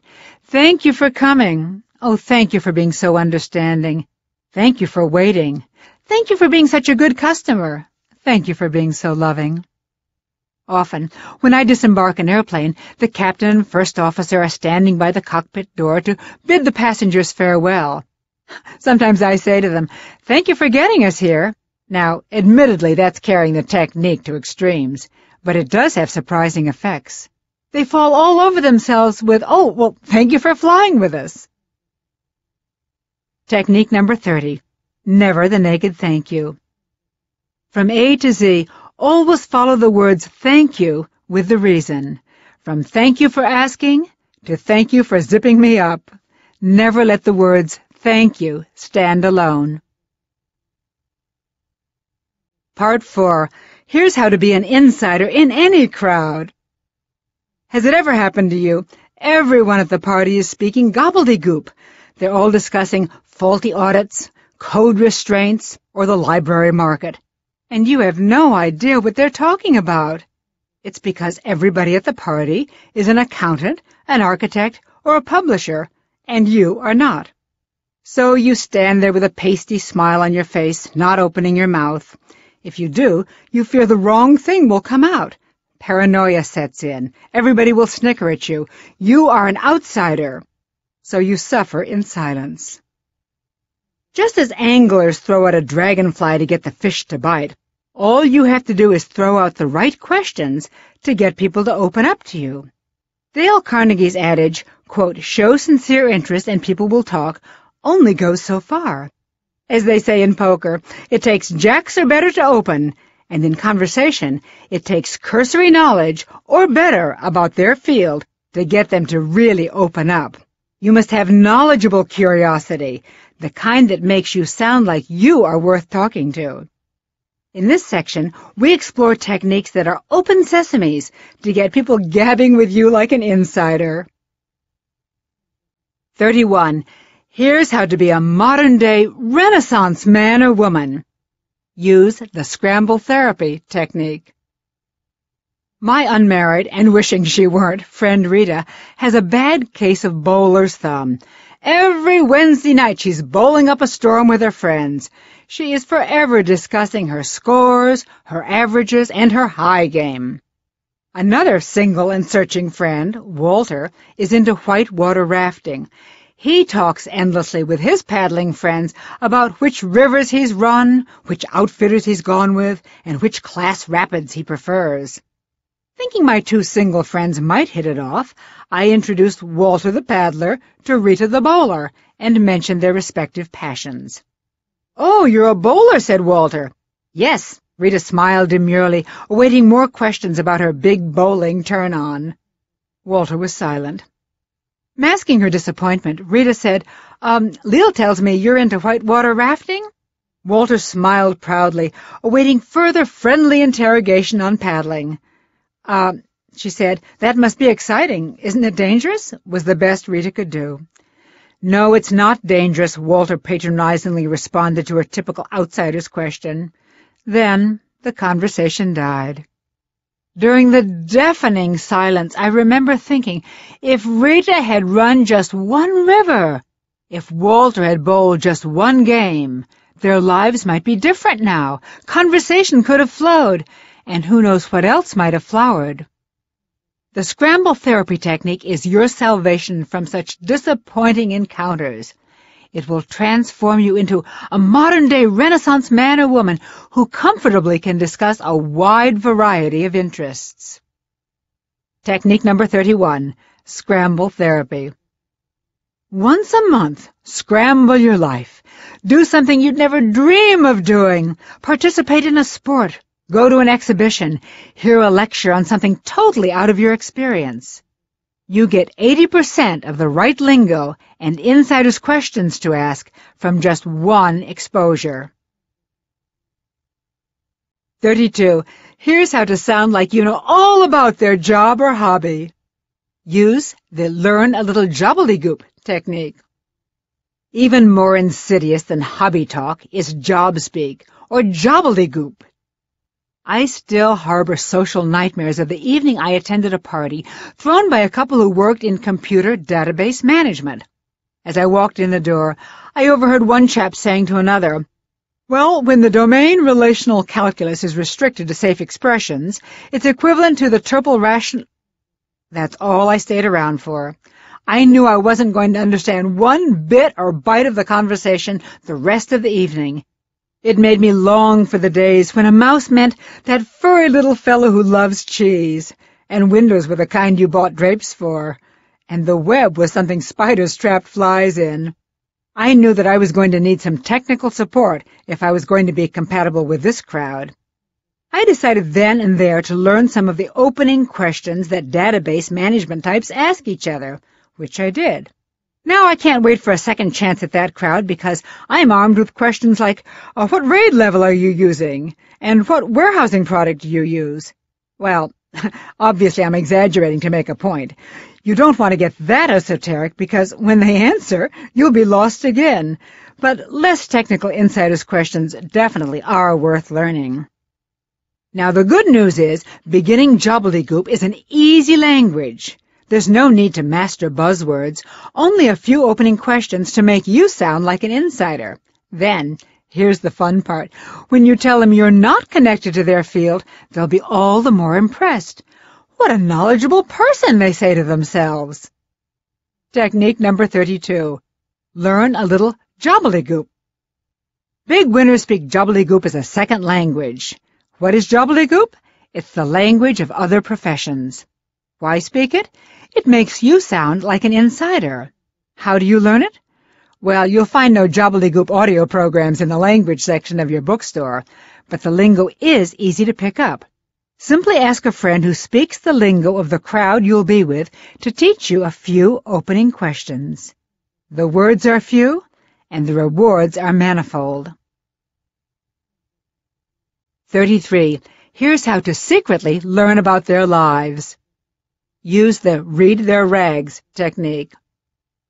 Let's say your paper carrier has just hurled the newspaper from his bike to your front door.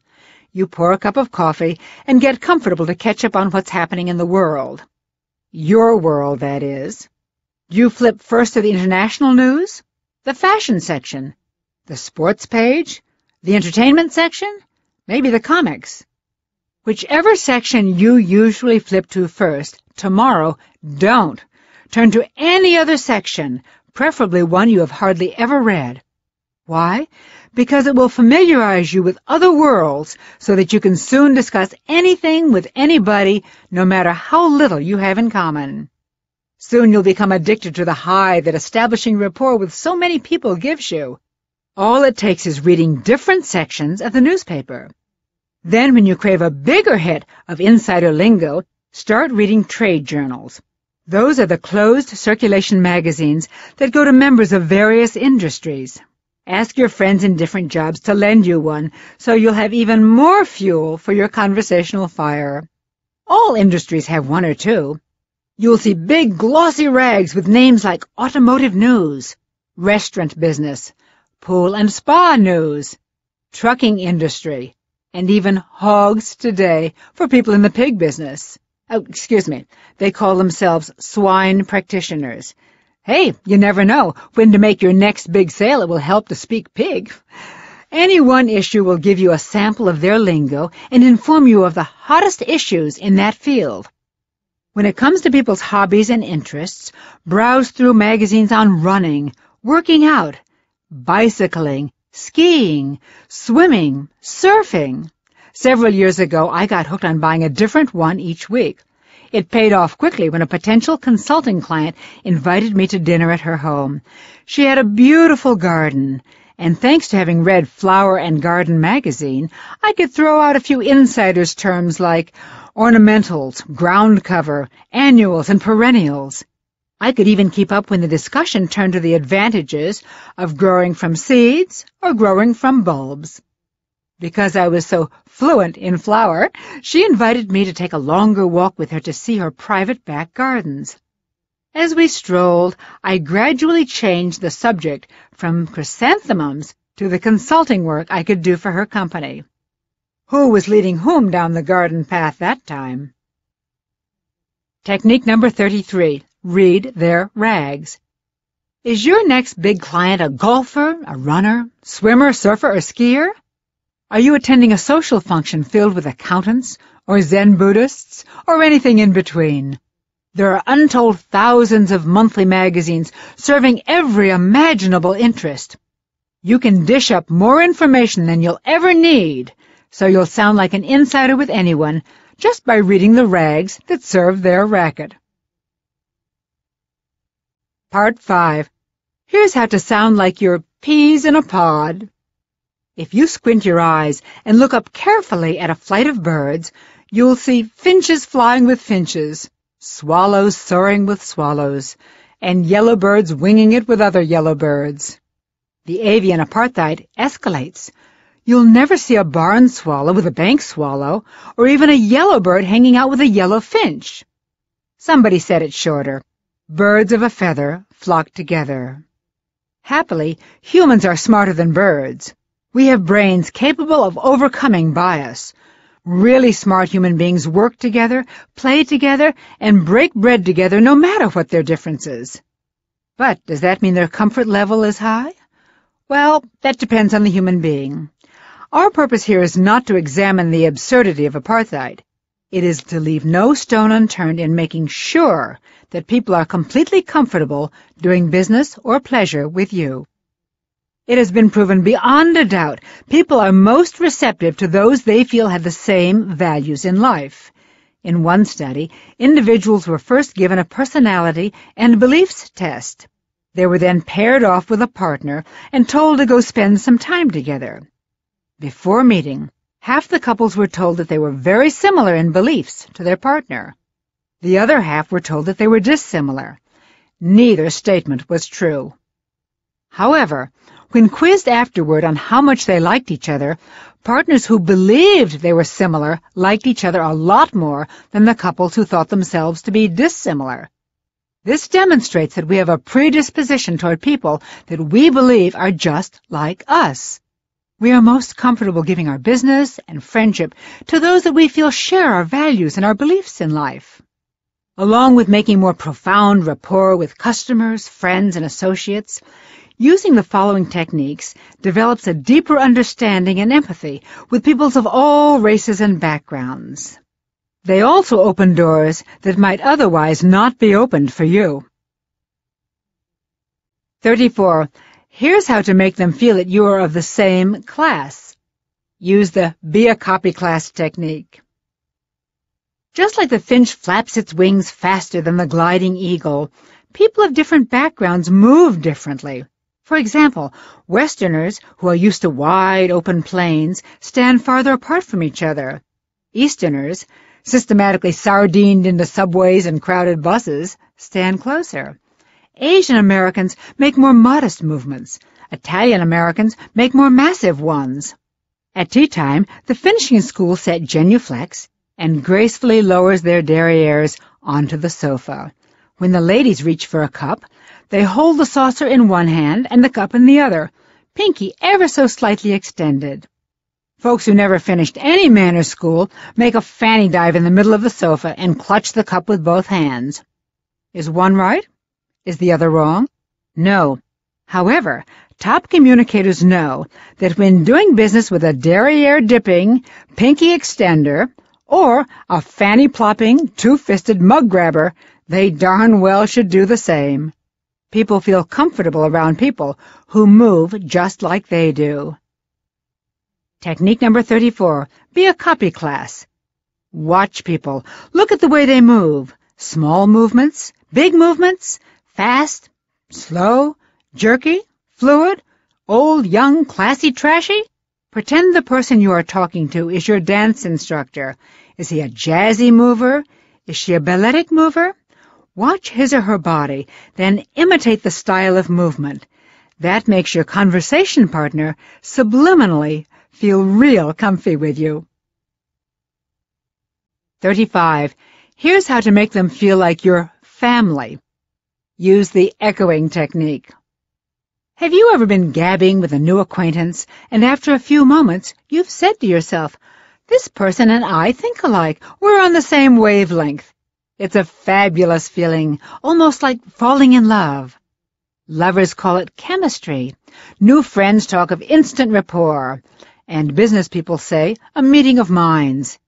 Yet it's the same magic, that sudden sense of warmth and closeness, that strange sensation of, wow, we were old friends at once. When we were children, making friends was easier. Most of the kids we met grew up in the same town, so they were on our wavelength. Then the years went by. We grew older. We moved away. Our backgrounds, our experience, our goals, and our lifestyles became diverse. Thus, we fell off each other's wavelengths. Wouldn't it be great to have a magic surfboard to help you hop right back on everybody's wavelength whenever you wanted? Here it is. A linguistic device that gets you riding on high rapport with everyone you meet. If you stand on a mountain cliff and shout "hello" across the valley, your identical "hello" thunders back at you. I call the technique echoing because, like the mountain, you echo your conversation partner's precise words. When you want to give someone the subliminal feeling you're just alike, use their words, not yours. Suppose you are selling a car to a young mother who tells you she is concerned about safety because she has a young toddler.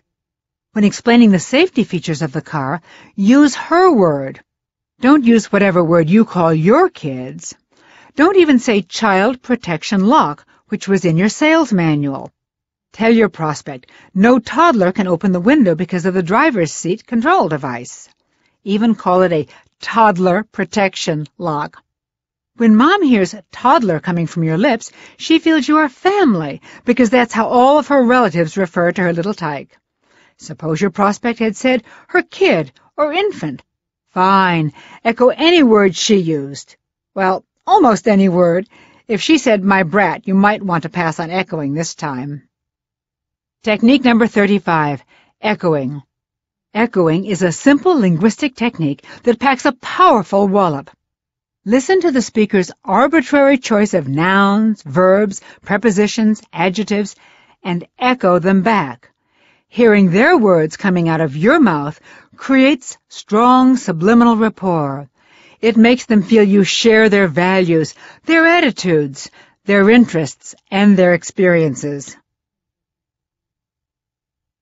36. Here's how to really make things clear to people. Use the potent imaging technique. I recently had to make a presentation to 15 men in a corporate meeting.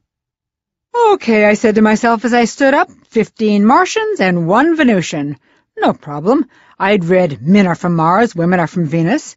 I'd explored neurological differences in men's and women's brains. I knew all about gender-specific body language and signals. Hey, I teach communications differences. I was well prepared to talk to these men, get my point across, and fend any questions. Everything started out fine. I'd conceived my presentation clearly and concisely, developed each theme, and then I presented it flawlessly. I then sat down and confidently invited questions and open discussion. That's where it fell apart. All I remember is a horrifying barrage of questions couched in football analogies. One man asked, "Do you think we dropped the ball on that one?"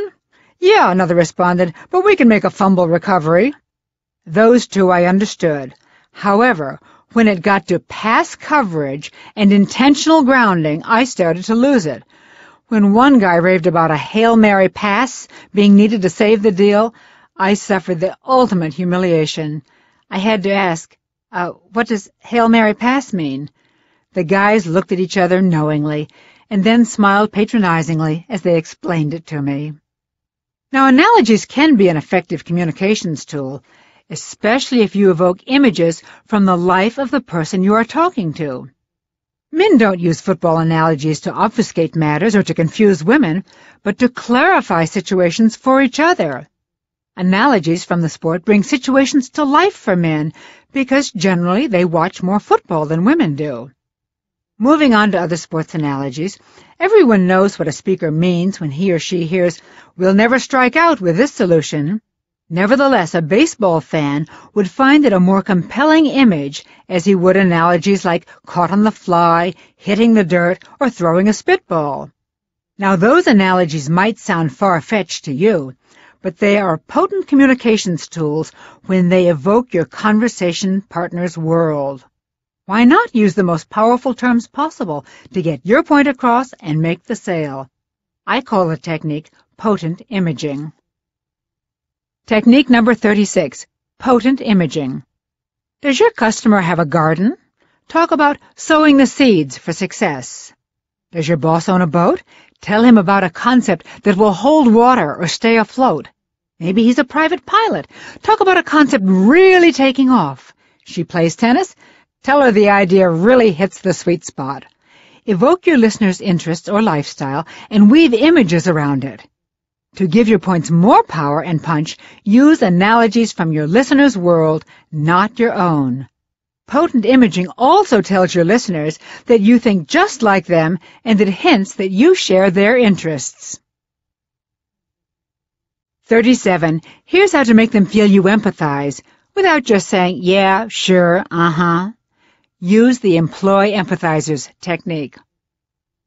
While listening to someone, we often vocalize uh-huh or purr throaty little sounds to reassure the speaker that we have heard their words. In fact, with some it's such a habit the noises escape their throats unconsciously. My friend Phil is a consummate, constant, and incontinent ummer whenever I'm talking. Occasionally, if I'm feeling contentious after he's given one of his agreeable ums in response to something I've said, I challenge him with, "Okay, Phil, what did I just say?" Well, gosh, poor Phil has no idea. Well, umming is better than a blank stare. However, it is not the choice that top communicators would make. Try replacing your ums with full-blown empathizers. Empathizers are simple, short, supportive statements. Unlike uh-huh, they are complete sentences, such as, "I can appreciate you decided to do that," or, "That is really interesting." Empathizers can be one-sentence positive critiques like, "Yes, that was the honorable thing to do," or, "It's charming that you felt that way." When you respond with a complete sentence, instead of the usual grunts, not only do you come across as more articulate, your listener feels that you really understand. Technique number 37.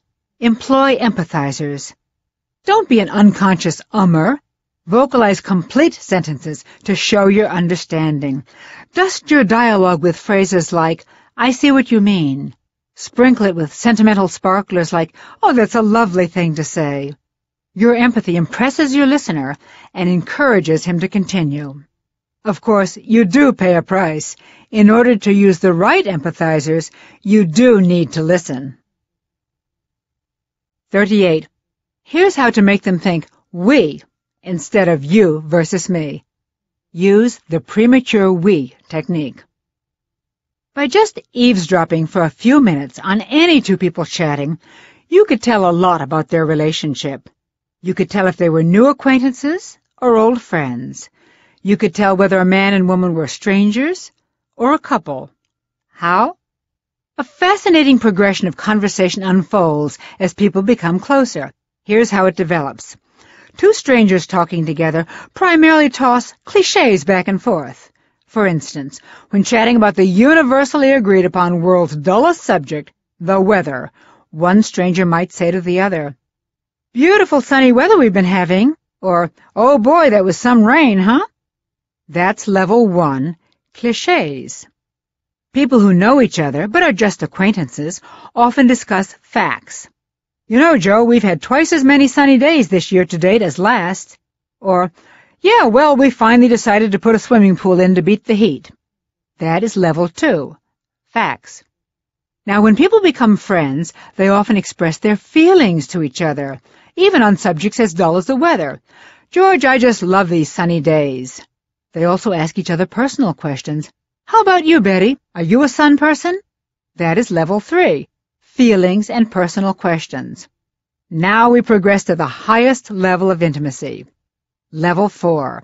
This level is richer than facts and creates more rapport than feelings. It is we and us statements. Friends discussing the weather might say, "If we keep having this good weather, it will be a great summer." Lovers might say, "I hope this good weather keeps up for us so we can go swimming on our trip." Now, a technique to achieve the ultimate verbal intimacy grows out of this phenomenon. Simply use the word we prematurely. You can use it to make a client, a prospect, a stranger feel that you are already friends. Or use it to make a potential romantic partner feel that the two of you are already an item. I call it the premature we. In casual conversation, simply cut through levels 1 and 2. Jump straight to 3 and 4. The word we fosters togetherness. It makes the listener feel connected. It gives the subliminal feeling of you and me against the cold, cold world. When you prematurely say we or us, even to strangers, it subconsciously brings them closer. It subliminally hints that you are already friends. At a party, you might say to someone standing behind you at the buffet line, "Hey, this looks great. They really laid out a nice spread for us." Or, uh-oh, we're going to get fat if we let ourselves enjoy all of this. Technique number 38. The premature we. Create the sensation of intimacy with someone, even if you've just met them moments before. Scramble the signals in their psyche by skipping conversational levels 1 and 2 and cutting right to levels 3 and 4. Elicit intimate feelings by using the magic words we, us, and our. 39. Here's how to create a friendly, private joke with them. Use the instant history technique. Lovers whisper phrases in each other's ears that mean nothing to anyone but themselves. Friends crack up over a few words that sound like gobbledygook to anyone overhearing them. And close business associates chuckle about shared experiences. One company I've worked with has seen re-engineering, empowerment, TQM, and team building come and go in 1 decade.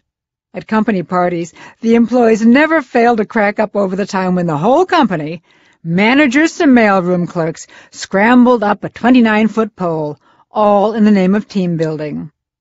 Now, much to the silent amusement of all, the CEO slipped down the pole and broke his big toe.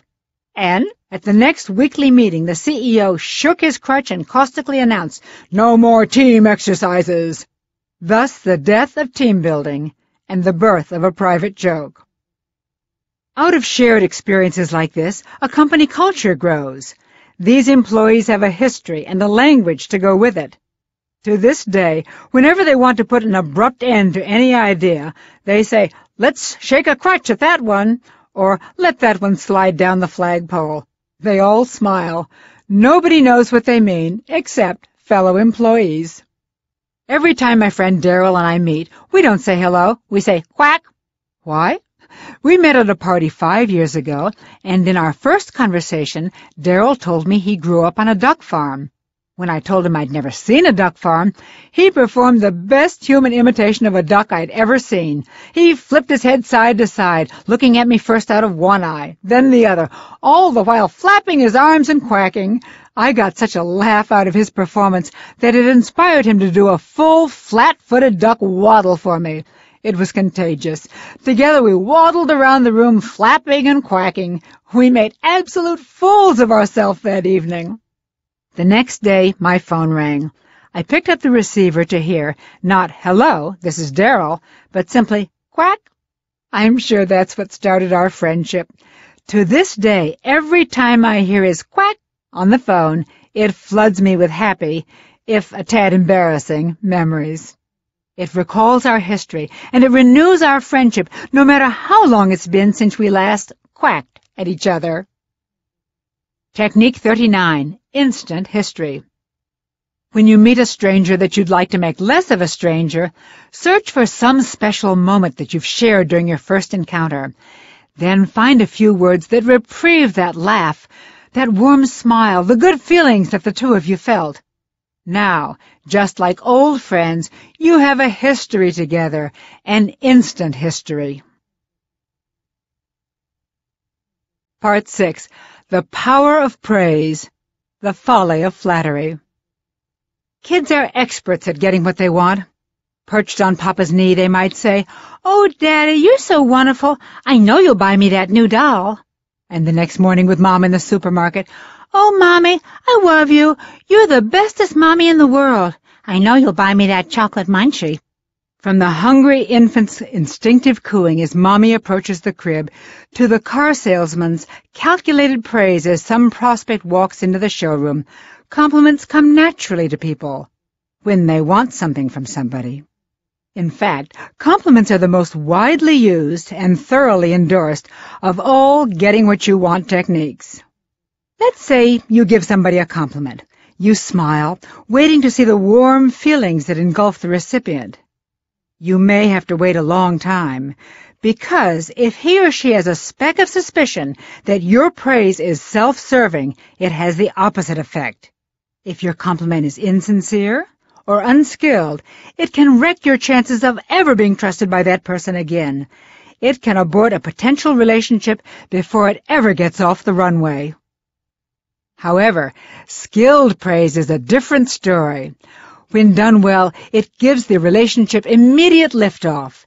It can make a sale, win a new friend, or rejuvenate a marriage on a golden anniversary. What is the difference between praise that lifts and flattery that flattens? Well, many factors enter the equation. They include your sincerity, timing, motivation, and wording. They also involve the recipient's self-image, professional position, experience with compliments, and judgment of your powers of perception. Of course, it entails the relationship between the two of you, how long you've known each other. If you're complimenting someone by email, phone, or snail mail, it even involves subtleties such as whether you've ever seen their face, either in person or a photograph. Mind-boggling, isn't it? Sociologist research shows 1. A compliment from a new person is more potent than from somebody you already know. 2. Your compliment has more credibility when given to an unattractive person or an attractive person whose face you've never seen. 3. You are taken more seriously if you preface your comments by some self-effacing remark. But only if your listener perceives you as higher on the totem pole.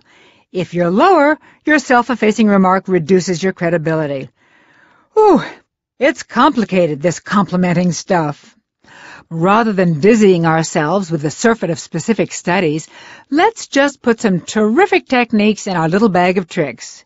Each of the following meets all the criteria of social scientists' findings. 40. Here's how to compliment someone without sounding like you're brown-nosing. Use the grapevine glory technique. The risk in giving compliments face-to-face is, of course, that the distrustful recipient will assume you are indulging in shameless, obsequious pandering to achieve your own greedy goals. It's a sad reality about compliments. If you lay a big one out of the blue on your boss, your prospect, or your sweetie, the recipient will probably think you're brown-nosing. Your main squeeze will assume you're suffering guilt over something you've done. So, what's the solution? Should you hold back your sincere esteem? No, simply deliver it through the grapevine. Instead of telling someone directly of your admiration, tell someone who is close to the person you wish to compliment. For instance, suppose you want to be in the good graces of Jane Smith. Don't directly compliment Jane. Go to her close associate, Diane Doe, and say, "You know, Jane is a very dynamic woman. She said something absolutely brilliant in the meeting the other day. I bet someday she'll be running this company." Well, I place the odds 10 to 1 that your comment will get back to Jane via the grapevine in less than 24 hours. Diane will tell her friend, "Oh, you should hear what so-and-so said about you the other day." Technique number 40, grapevine glory. A compliment one hears is never as exciting as the one he overhears. A priceless way to praise is not by telephone, not by telegraph, but by tell-a-friend. This way you escape possible suspicion that you are an apple-polishing, boot-licking, egg-sucking, back-scratching sycophant trying to get brownie points. You also leave recipients with the happy fantasy that you are telling the whole world about their greatness. 41. Here's how to win their hearts by being an undercover complimenter. Use the accidental adulation technique. Next in our agglomeration of joy spreaders is a technique I call accidental adulation. Once, at a small dinner party, the subject turned to space travel. The gentleman seated to my right said, "Oh, Leal, you're much too young to remember this, but when Apollo 11 landed on the moon..." Whew! If my life depended on it, I could not tell you what the chap said next. I simply remember smiling to myself and stretching to get a glimpse of my youthful self in the dining room mirror. Of course I remember July 1969. Like the rest of the world, I was glued to the television watching Neil Armstrong's size 9.5 boot hit the moon. However, I certainly was not thinking of moon travel at that dinner party. I was too busy reveling in the fact that this lovely man didn't think that I was old enough to remember 1969. I assumed his opinion of my youthfulness just slipped out. Therefore, it must be sincere. Sure. Now that I think about it, he probably knew darn well I was old enough to remember the moon landing. I bet he was just using the maneuver I call accidental adulation. But it doesn't matter. My warm memories of him remain. Technique 41. Accidental adulation. Accidental adulation is slipping praise into the secondary part of your point, putting it in verbal parentheses. Become an undercover complimenter. Stealthily sneak praise into the parenthetical part of your sentence. Just don't try to quiz anyone later on your main point. The joyful jolt of your accidental adulation strikes them temporarily deaf to anything that follows. 42. Here's how to make them never forget you. Use the killer compliment technique. Would you like to have a little trick up your sleeve, potent enough to kickstart commerce, ignite a friendship, or even a love affair? I'll give you one, but only if you heed its warning label. You must register your tongue as a lethal weapon once you've mastered the following technique. It is called the killer compliment. It was born one night several years ago after my then roommate Christine and I had just returned home from a holiday party. As we were taking off our coats, she had a silly smile on her face and a faraway look in her eye. "Christine, are you okay?" I asked. "Oh, yes," she purred. "I'm going to go out with that man." "Man? What man?" "Oh, you know, Leal," she said, chastising me for not knowing, "the one who told me that I had beautiful teeth." Teeth? That night I happened to walk by the bathroom door as Christine was getting ready for bed. I saw her grinning at herself in the mirror, tilting her head from side to side and brushing each individual tooth. All the while she kept her eyes glued to the mirror, inspecting each one for the beauty that her new admirer had commented on. I realized the fellow who had given Christine the unusual compliment had made her day, and had made a killer impression on her. Thus, the killer compliment came into being. What is the killer compliment? It is commenting on some very personal and specific quality you spot in someone. A killer compliment is not, "Gee, I like your tie," or "You're a very nice person." The first is not personal enough, and the second is not specific enough.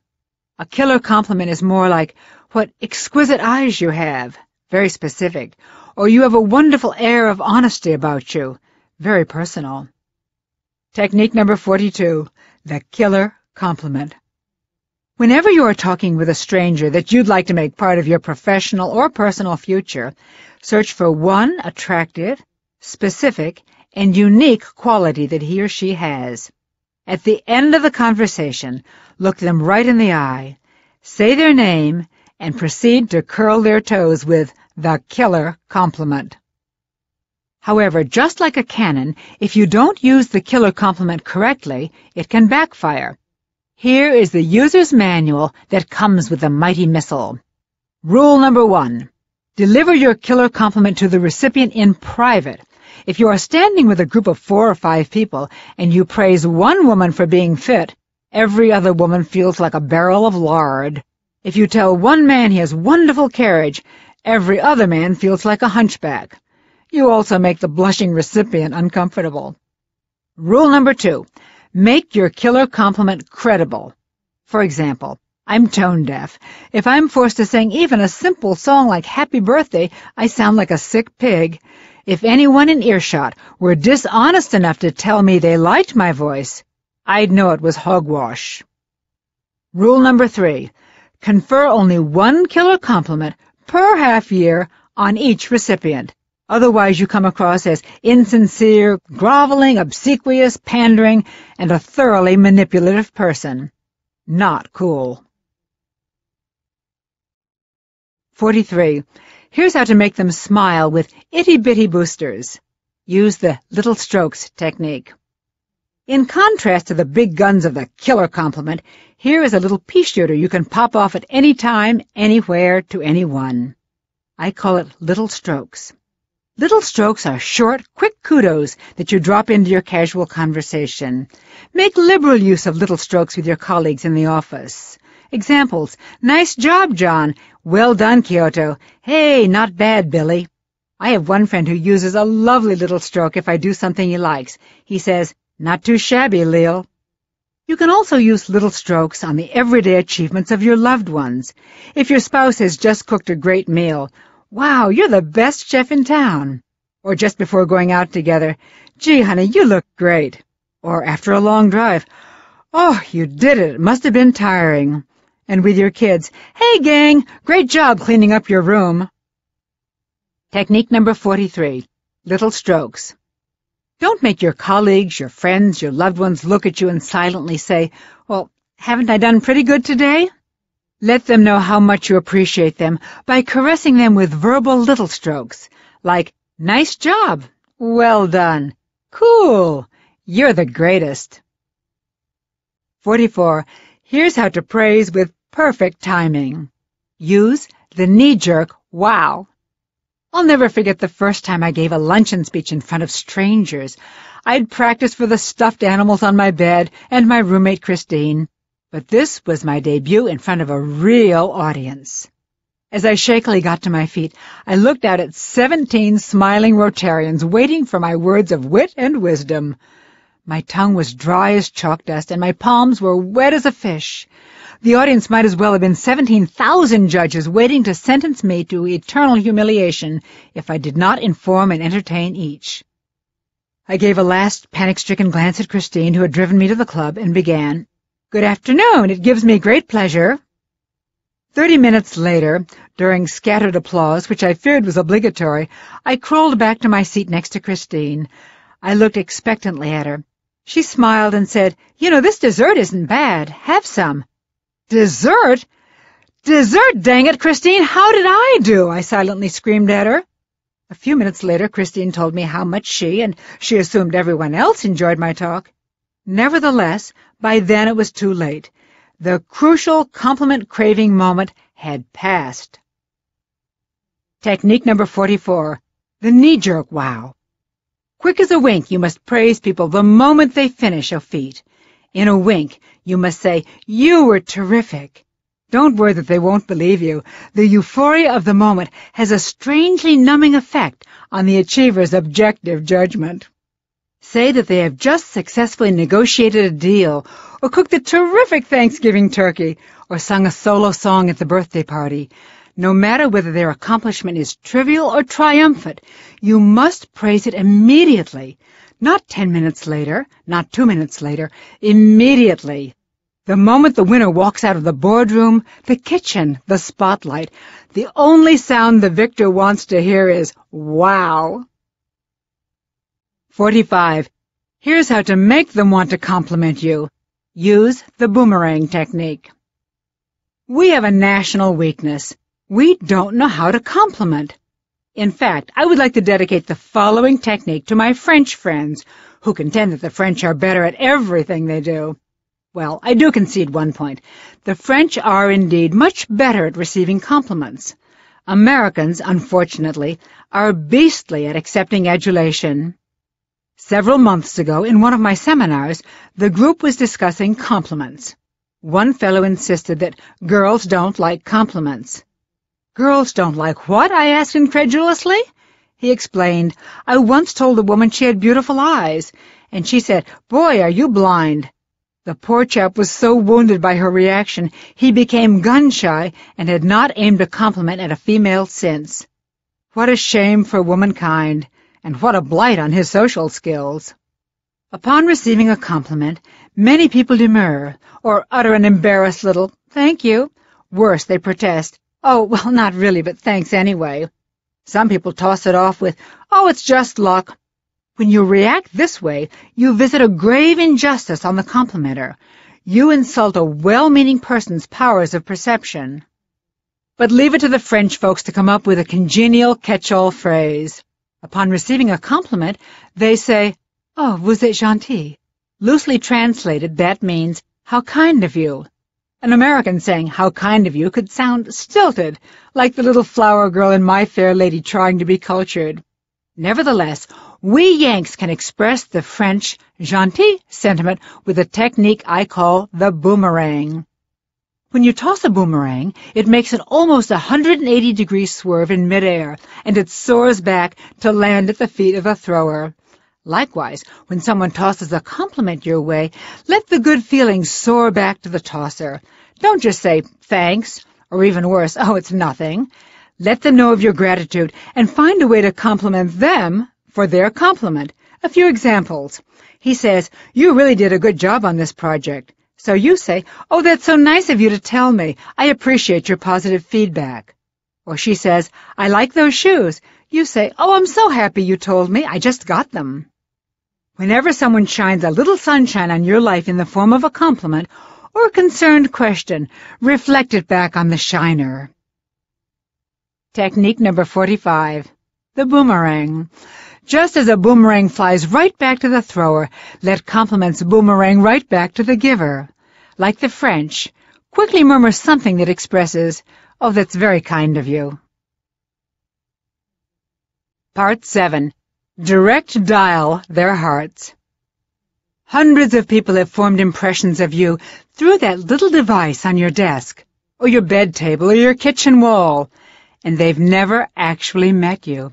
They've never seen your smiles, felt your frowns. They've never grasped your hand or enjoyed your hugs. They've never read your body language or even seen how you dress. Everything they know about you came through tiny filaments, sometimes from hundreds of miles away. But they feel they know you just from the sound of your voice. That is how powerful the telephone is. Powerful? Yes, but not always accurate. For years, I dealt with my travel agent only by phone. Rainey, my agent who I'd never met in person, gave me rock-bottom prices on airfares, cars, and hotels. But her snippy phone personality really ticked me off. A dozen times, I vowed to find another agent. One Monday morning, several years ago, I received bad news and had to book an immediate flight home for a family emergency. There was no time to wait at the airport, so I jumped in a cab and asked the driver to wait in front of the travel agency while I grabbed tickets and a boarding pass. Like a lit fuse, I zipped into Rainey's agency for the first time. The woman, sitting at the front desk, sensed my frenzy, and she sympathetically jumped up. She gave me a reassuring smile and asked how she could help me. As I blithered on about my need for an emergency ticket, she smiled, nodded, and lunged immediately into action. What a terrific lady, I thought as she printed out the tickets. Moments later, darting out gratefully grasping my tickets, I called over my shoulder, "By the way, what's your name?" "Leo, I'm Rainey," she said. I whirled around, and I saw a thoroughly congenial woman with a big smile on her face, waving to wish me a safe trip. I was dumbfounded. Why had I previously thought she was so snippy? Rainey was, well, so nice. Sitting back in the cab on the way to the airport, I figured it all out. Rainey's friendliness, her warm smile, her nods, her good eye contact, her body language, and her "I'm here for you" attitude were all silent signals that didn't travel through the wires. I closed my eyes and tried to remember the voice I had heard just moments ago. Yes, it was Rainey's same crisp, curt pronunciation, but her friendly body language made her seem like a different person from the brusque agent I dealt with on the phone. Rainey's phone personality and her demeanor in person were completely different shows. I realized it's the same with all of us. Your personality, mine, and everyone's could be likened to a show, a theatrical performance. You want to make sure yours is a box office smash, not a flop. 46. Here's how to sound more exciting on the phone. Use the talking gestures technique. I have a friend, Tina, who designed costumes for an off-Broadway show that became a smash hit last year. The tiny show was such a critical success that it won the heart of an angel, a backer, and it went to Broadway. There, the show laid a big, fat egg. When I read the bad news, I called Tina. "Tina, why did the show get such bad reviews on Broadway?" Tina told me that, sadly, the director didn't insist that the actors and actresses change their performances to adapt to the new surroundings. The actors' understated movements, which had moved small audiences alternately to laughter and tears, were lost in the big Broadway house. Audiences couldn't see their subtle gestures and moving facial expressions. Tina told me the performers neglected to make their movements much bigger to fit the big new medium. That excellent advice is not just for actors. Whenever you are talking, you must consider your medium. If your face were on a big movie screen, you might get your message across with a wink or an eyebrow raise. On radio, however, that would be meaningless. Because the listeners couldn't see your wink, you'd have to say something like, "Hi, cutie." Because the listeners couldn't see your raised eyebrows, you'd have to say, "Wow, I'm surprised." Your body language and facial expressions comprise more than half of your personality. When people don't see you, they can get an entirely wrong impression, as I did with Rainey. To get your personality across on the phone, you must translate your emotions into sound. In fact, you have to exaggerate the sound, because studies have shown that people lose 30% of the energy level in their voices when they're on the phone. To make up for your missing eye contact, punctuate your phone conversations with "uh-huh" or "I hear you," so your listener knows you're nodding in approval. Verbalize, "I see," "Oh, that's great," or "No kidding," "Interesting," or "Tell me more." She didn't see you hitting your head in surprise? Better say, "What a surprise," or "You don't say." He just said something impressive, and he can't see your look of admiration? Try, "Oh, that was wise of you," or "You're no dummy." Of course, you need a big verbal smile in your repertoire. Try, "Oh, wow, that's funny." Obviously, you're going to choose phrases that match your personality and the situation. Just make sure your phone listeners hear your emotions. Technique number 46, talking gestures. Think of yourself as the star of a personal radio drama every time you pick up the phone. If you want to come across as engaging as you are, you must turn your smiles into sound, your nods into noise, and all of your gestures into something your listener can hear.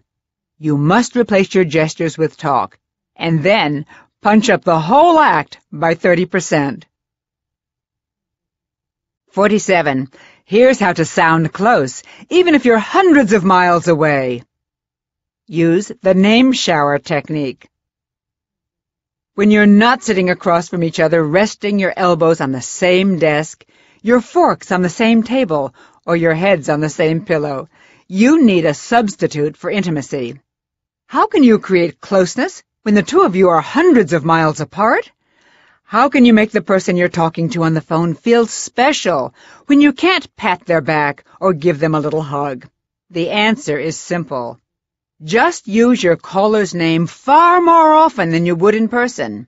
In fact, shower your conversation with his or her name. When your listener hears it, it's like receiving a verbal caress. "Thanks, Sam." "Let's do it, Betty." "It's really been good talking to you, Kathy." Saying a person's name too often in face-to-face conversation, however, sounds manipulative. But on the phone, the effect is dramatically different. If you heard someone say your name, even if you were being jostled around in a big noisy crowd, you'd perk up and listen. Likewise, when your phone partner hears his or her own name coming through the receiver, it commands attention, and it recreates the closeness that the phone robs from you. If your listener is drifting, it brings him right back. If she's opening mail, she stops. If he's picking his teeth, he pulls the pick out. When you say someone's name on the phone, it's like yanking the person into the room with you. Technique number 47, the name shower. People perk up when they hear their own name. Use it more often on the phone than you would in person to keep their attention. Your caller's name recreates the eye contact and the caress that you might give in person. Saying someone's name repeatedly when face-to-face sounds pandering.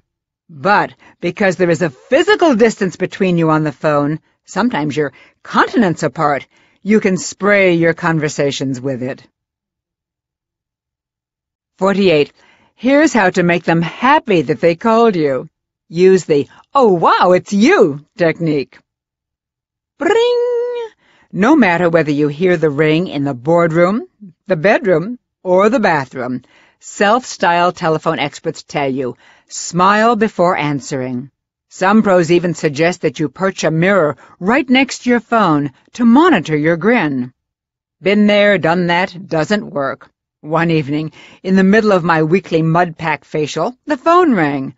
The horror of seeing myself in the phone mirror made my voice as hideous as my face. I immediately trashed the telephone teacher's advice along with the mirror. Who wants to sound like a dizzy Pollyanna, a no-brain Cheshire cat, a lonely recluse whose life is so dull that the big thrill of the day is a phone call, any phone call, from anybody? Big winners don't smile before answering. They put a smile in their voices after they hear who is on the line. That's when it counts. Answer the phone unemotionally but professionally.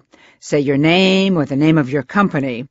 Then, when you hear who is on the line, the little trick is to let a big smile flood over your face and make it audible.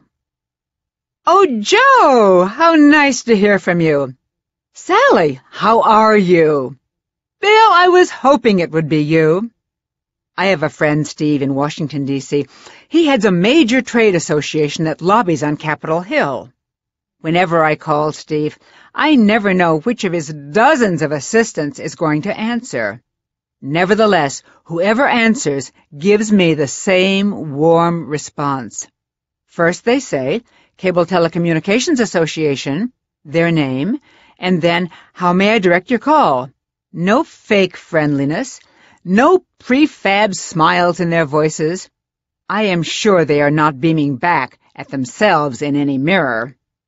When I say, "Is Mr. Efros available? This is Leal Lowndes calling," that's when they become super friendly. "Oh, yes, Miss Lowndes," they purr. "Definitely, let me put you right through." Wow, does that make me feel special? As I'm waiting for Steve to come to the phone, I fantasize him sitting at the head of a long mahogany table in his weekly staff meeting. I can just hear him instructing his staff. "Now, if the president or some higher-ups in the White House call, put them right through. Oh, and of course, if that important woman Leal Lowndes calls, put her right through, too." While visiting Washington last year, I had lunch with Steve. I took the opportunity to tell him what a pleasure it was to call his office, and how I appreciated his staff's warm phone reception. I thanked him for familiarizing each with my name and mentioning that I might be calling from time to time. Steve looked across the table at me and blinked. "Leal," he said, "you teach telephone skills. Haven't you caught on?" "Huh?" "Well, forgive me if I'm bursting a bubble," Steve said, "but everyone gets that reception no matter who is calling." "Oh." "But Steve," I protested, when I'd recuperated from the initial disappointment that I was a victim of a technique and not a VIP. "What if the caller is unknown, a complete stranger? Surely your staff shouldn't fake that they know the caller." "Of course not, Leal. In that case, I instruct them to show energy and enthusiasm over the reason that they're calling. For example, suppose the caller is a cable operator wanting to join our association. The caller would get a smile and a sincere, "Oh, yes, Mr. Smith, I'll put you right through." "Yeah, but suppose the caller is selling something, like office furniture," I challenged. "Doesn't matter," Steve said. "The salesperson gets the same reception after the staffer hears why he's calling. If my staffer says warmly, 'Oh, office furniture,' the caller feels good. And I find the salesperson a lot easier to deal with later." Technique number 48. "Oh, wow, it's you." Don't answer the phone with a, "I'm just so happy all the time" attitude. Answer warmly, crisply, professionally. Then, when you hear who is calling, let a huge smile of happiness engulf your entire face and spill over into your voice. You make your caller feel as though your giant, warm, fuzzy smile is reserved especially for him or for her. 49. Here's how to get what you want by timing. Use the "what color is your time?" technique. When Alexander Graham Bell invented the phone, he and his comrades had no use for such trite phrases as, "Hi, how are you?" Nor did Bell and his boys ever just start spouting their ideas into their listeners' ears. The first words out of their mouths in those times were, "Can you talk?" Bell and his buddies were, of course, referring to the technical capabilities. Little did they know, however, that more than 100 years later, big winners would use a form of that same greeting. Today, of course, "Can you talk?" means, "Is this a convenient time for you to talk?" Before launching into conversation, they always ask, "Is this a good time to chat?" Or, "Did I catch you at a good time?" Or, "Do you have a minute to discuss the widget account?" Whenever you place a call, always, not occasionally, not frequently, but always ask about your timing. Make it a habit. Make it a rule. Make it a self-punishable crime if the first words out of your mouth don't concern the convenience of your timing. Examples. "Hi, Joe. Is this a good time to talk?" "Hello, Susan. Have you got a minute?" There are many ways to say it, but it all boils down to, is this a good time for you? My friend Barry, a broadcaster, accomplishes more in a day than most people do in a week. He came up with a clever conversational device that assures that he will never shatter anyone's emotional sundial. He calls it, "What color is your time?" Barry introduces the device by telling people he's calling that he has great respect for their time. He then asks permission to start his future conversations with a question that assures he will never disturb them at an inopportune moment. Barry says he's going to ask what color their time is. They should honestly answer red, yellow, or green. Red means, "I'm really rushed." Yellow means, "I'm busy, but what's on your mind? If it's quick, we can deal with it now." Green means, "Sure, I've got time to talk." Technique number 49. What color is your time? No matter how urgent you think your call, always begin by asking the person about timing. Either use the "What color is your time?" device, or simply ask, "Is this a convenient time to talk?" Don't risk getting a no for what you want just because your timing wasn't right. 50. Here's how to get them to call you back. Use your 10-second audition technique. Producers of big Broadway musicals can be brutal during auditions. An anxious wannabe star, after rehearsing his audition for weeks, steps on stage. He opens his mouth to sing. After a few notes, the heartless producer shouts, "Thank you, next!"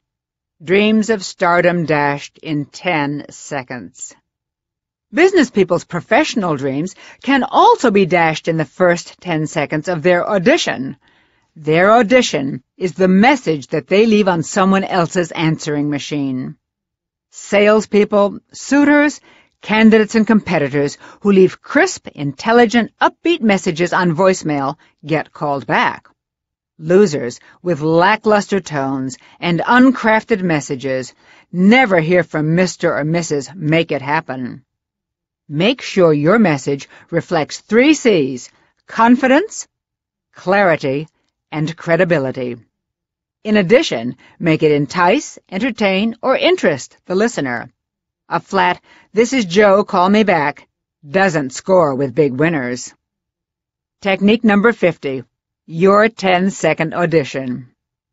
While dialing, clear your throat. If an answering machine picks up, pretend the beep is a big Broadway producer saying, "Next!" Now you're on. This is your 10-second audition to prove you are worthy of a quick callback. Incidentally, if someone's voicemail comes on unexpectedly and you are unprepared, quickly hang up. Take a moment to craft your entertaining, enticing, or interesting message. Rehearse it once with confidence, clarity, and charisma. Then redial to leave your great hot message. A funny thing may happen. If your party answers this time, you may be disappointed that you can't leave your superstar message. 51. Here's how to make them say, "You have super sensitivity." Use the "I hear your other line" technique. Whenever you're on the phone talking to somebody, you hear a lot more than their voices. In the background, you might hear dogs barking, babies crying, or a crackling sound. For all you know, the dog has his tail caught in the refrigerator, the baby has to be fed, or the house is on fire. When you acknowledge the sound by asking if they have to take care of it, you warm the hearts of your listener. When you are talking to someone at work, you often hear another phone ringing. Say immediately, "Oh, I hear your other line. Do you have to answer it?" Even if not, he or she will appreciate the gesture. If he does have to catch the other call, you can be sure he heard nothing you said after the first ring. He's only thinking, "How can I interrupt this babbling person without being rude so that I can answer my other phone?" In fact, with every bring, more irritation sets in that you are holding him hostage from doing what he has to do. Here is the technique guaranteed to save you from being in that uncomfortable position. Technique number 51. I hear your other line. When you hear a phone in the background, stop speaking, in mid-sentence if necessary, and say, "I hear your other line," or "your dog barking," "your baby crying," or "your spouse calling you." Ask whether she has to attend to it. Whether she does or not, she will know that you are a top communicator for asking. Part 8. Here's how to break the most treacherous glass ceiling of all. Every week, when I was a kid, my mother took me to the National Geographic Society to see a film. The one on tigers invades my nightmares these many years later. Sitting there in the darkened theater, I watched a mother give birth to 3 tiny cubs. One was born with a mangled leg. I witnessed how all the other tiger cubs excluded him, and right there, in front of the cameras, he was tortured to death by the others. I remember crying and thinking how the healthy cubs were like a few of the kids in my school. Sometimes they could be very cruel. Kids haven't changed much. When I give talks for colleges and young people's groups, the discussion often turns to popularity. Everyone wants to be liked. Occasionally, students tell me stories about how some girl has a minor physical defect, say a crossed eye or a nervous twitch. They say some kids laugh and make fun of her. Or a boy has a limp, so no one chooses him for their baseball team. Even if he can run just as fast as the other kids, some of his classmates don't like the image of, quote, a cripple being on their side. The years go by and kids become adults. But not too much changes. Adults are not as cruel, happily, about physical disabilities, but they can be brutal about social disabilities. Social disabilities are insidious because often we don't recognize them in ourselves. We can be blind to our own social handicaps and deaf to our verbal deficiencies, but we are quick to recognize them in others. How many times has one of your associates made a dumb, insensitive gaffe? How often have you written somebody off because of some stupid move? Do you think he knew what he was doing? Of course not. He had no idea he was crossing a line or stepping on your toes. Probably no one ever told him of the subtleties that we're going to discuss in this final section of How to Talk to Anyone. 52. Here's how to win their heart when their tongue is faltering. Use the lend a helping tongue technique. In ancient Japan, if you saved someone's life, it was their self-imposed task to spend the rest of their life serving you. Nowadays, if you rescue someone's story, a molecule of that ancient instinct still gushes through his or her veins. It happens all the time. Someone in the group is telling a story, and just before their big point, boom, there's an interruption. Someone new joins the group. a catering person with a tray of crackers and cheese comes over, or a baby starts crying. Suddenly, everyone's attention turns to the new arrival, the nibbles on the tray, or the adorable little tyke. Nobody is aware of the interruption, except the speaker. The group forgets all about the fact that the speaker has not finished his or her point. Most joke and storytellers are too timid to say, after the invasion, "Now, as I was saying." Instead, they'll spend the rest of the evening feeling miserable that they didn't get to finish. Here's where you come in. Rescue them with a technique that I call lend a helping tongue. Technique number 52. Lend a helping tongue. Whenever someone's story is aborted, let the interruption play itself out. Give everyone time to greet the new acquaintance, to dote on the little darling, or choose between the cheddar and the camembert cheese. Then, when the group reassembles, simply say to the person who suffered story interruptus, "Oh, now please get back to your story." Or better yet, remember where they were, and then ask, "So what happened after the—" and then you fill in their last words. Watch the gratitude in the storyteller's eyes as he stabilizes where his story sunk, and as he sails off again toward being the center of attention. His expression and the recognition of your sensitivity by the rest of the group are often reward enough. You are even more fortunate if you can rescue the story of someone who can hire you, promote you, buy from you, or otherwise lift your life. Big winners have an elephant's memory. When you do them subtle favors like lend a helping tongue, they find a way to pay you back. 53. Let them know what's in it for them. Use the bear the buried with 'em technique. Savvy business people know that everyone is constantly tuned to the same radio station, WIIFM, WIFM. Whenever anyone says anything, the listener's instinctive reaction is, "What's in it for me?" Sales pros have elevated this constant query to the exalted status of an acronym, WIFM. They pay such strict attention to the WIFM principle that they don't open their pitch with the features of their product or service. Top pros start by highlighting the benefits to the buyer. I once invited a casual acquaintance to lunch. I had hoped to consult with Sam, the head of a marketing association, on my speaking business. I told him my desire and jokingly asked if an hour of his valuable time was available in return for a lunch at a great restaurant. That was my way of saying, "Look, Sam, I know there's no real benefit to you, except the tasty lunch and the dubious pleasure of my company." In other words, I was revealing what's in it for him, or what's in it for you. I call it WIFY, W-I-I-F-Y. To make the meeting even more convenient for him, I said, "Sam, you choose the date and the best restaurant in your neighborhood." The day of our lunch consultation rolled around, and I traveled 45 minutes across town to his chosen restaurant.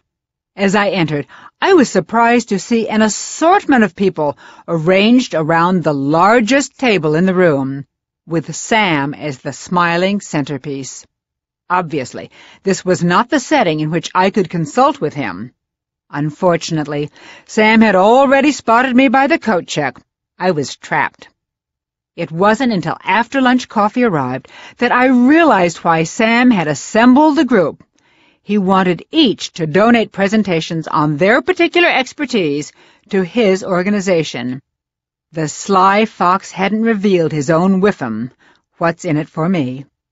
Had Sam been a straight shooter and a big player, he would have told me on the phone, "Leo, I'm getting a group of speakers who might be helpful to my organization together for a Dutch treat lunch. I will, of course, try to answer your questions about your speaking business, but we will be a group of 10. Would you like to join us, or shall we choose another date when we can have more privacy?" I would have gladly spoken pro bono for Sam's group had he been upfront about it. Instead, by not revealing WIFM, we both lost. I lost a half day, and because of his trickiness, he lost my free speech for his group. Technique number 53. Bear the buried with 'em. Whenever you suggest a meeting or ask a favor, divulge the respective benefits. Reveal what's in it for you, and also what's in it for the other person, even if it's nothing. If any hidden agenda comes up later, you get labeled as a sly fox. 54. Make them want to do favors for you.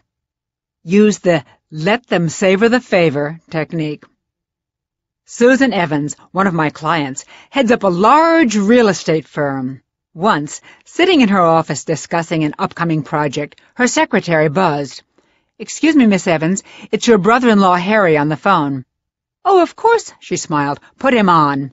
My client, making apologies for the interruption, picked up the phone. I left the room for a few moments to give her privacy. When I returned, Susan was just hanging up, saying, "Sure, have him phone me." She then told me the call was from her brother-in-law, whose young cousin worked in a gas station, but was interested in a career in real estate.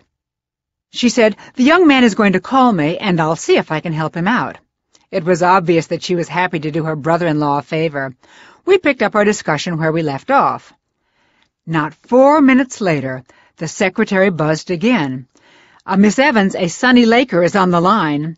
He says he's your brother-in-law Harry's cousin, and he's supposed to call you."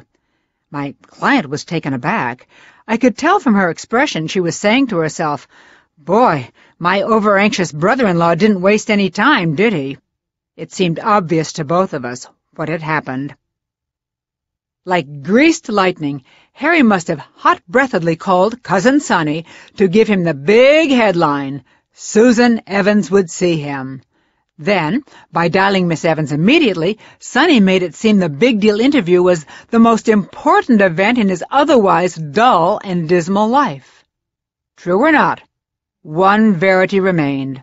Little Cousin was insensitive to an unspoken rule that big winners always obey. Don't jump in immediately when someone is doing you a favor. Allow the person granting the favor time to savor the pleasure of agreeing to it before having to pay up. Technique number 54.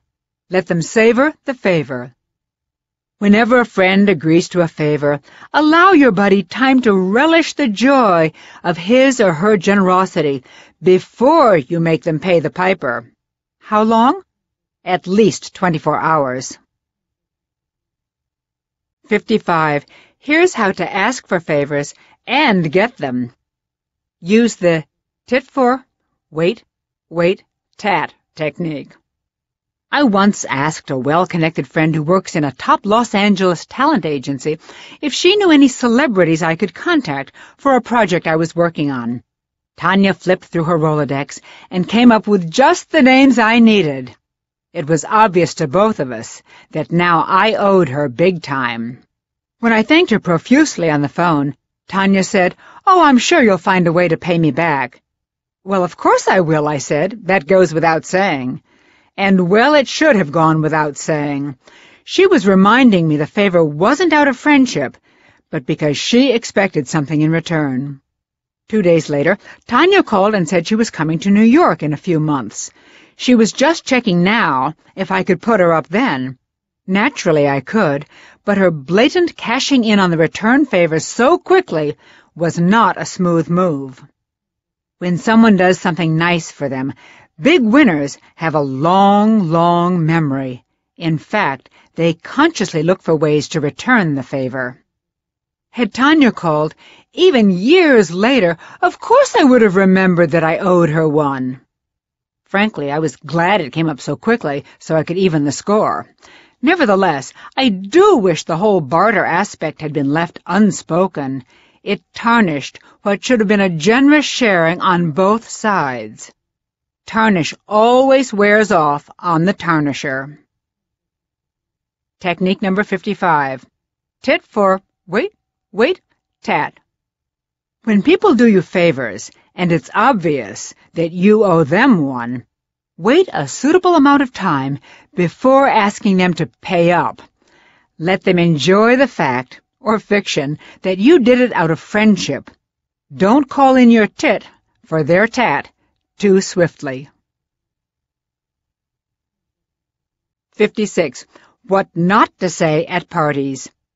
Use the "parties are for prater" technique. In ancient times, when police were hot on the trail of a thief, he'd frantically seek a church to duck into. The crook knew if he could get to an altar, the frustrated posse could not arrest him until he came out. When a pack of wolves in the jungle is in hot pursuit of a jackrabbit, the frightened bunny's eyes seek a hollow log. He knows the wolves can't devour him until he emerges. Likewise, in the human jungle, big cats have certain safe havens. Although unspoken, they are as secure as a 10th century altar or a hole in the log. I call these safe havens. I have a friend, Kirsten, the president of an advertising agency, who each year invites me to her company's Christmas party. One year, the holiday spirit was in extra high swing. Conviviality was high and the champagne flowed freely. It was one terrific bash. The evening wore on, more bubbly flowed, and the decibel level of the holiday revelers went up and up and up. So high, in fact, that Kirsten told me she was going to tiptoe out the back door and offered to drop me off at my place.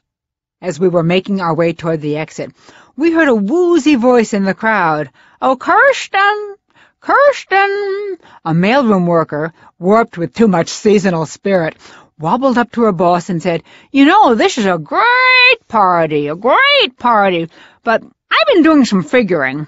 If half of what it cost went into a child care facility for the 7, you count 'em, 7 mothers with preschool children who work here." Kirsten, a top communicator, took Jane's hand in hers and gave a big smile. She said, "Jane, you are obviously excellent at math. You're right. Just about half of what this party cost would indeed pay for the opening of such a facility. Let's talk about it during business hours." We then made a swift departure. On the way back to my place, she let out a big breath and said, "Whew, I'm glad that's over." "Didn't you enjoy the party, Kirsten?" I asked. "Well, sure," she said, "but you never know what's going to happen. For instance," she said, "that remark Jane made." She went on to explain that management had already had several meetings about opening a child care facility for employees. In fact, plans for turning an unused storage area into a beautiful nursery were already in the works. Naively, I asked Kirsten why she hadn't mentioned that to Jane. "It wasn't the right time or place," she said.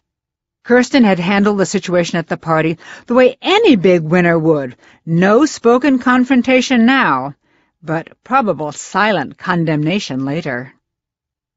Technique number 56. Parties are for prater. There are several safe havens in the human jungle where even the toughest tiger knows he must not attack. One of these is parties. Parties are for pleasantries and good fellowship, not for confrontations. Big players, even when standing next to their enemies at the buffet table, smile and nod. They leave tough talk for tougher settings. 57. What not to say in a chance meeting. Use the "chance encounters are for chit-chat" technique.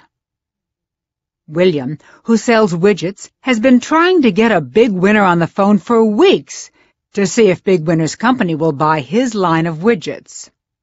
BW is still considering Willie's widgets and plans eventually to return his call. However, at this point in our story, our little hero's phone has not rung. It just so happens one evening, Willie finds himself standing behind Big Winner in the supermarket line. What good fortune, thinks Willie. Oh, heck, thinks Big Winner. I hope he's not going to hit me with talk of his widgets at this hour. Those who appreciate safe havens know that there are 2 very different endings to this story. The Willie who brings up widgets with a "Aha, I've got you now" gleam in his eye never gets his call returned. Even if Big Winner preferred Willie's widgets above all others, he would find the supermarket entrapment sufficiently painful to punish the little loser. However, the Willie who just says, "Hello there, BW, how good to see you," with nary a word of widgets, shows that he's a big player too. This Willie will most certainly get his call returned, probably the next day, out of Big Winner's relief and gratitude for Willie's graciousness.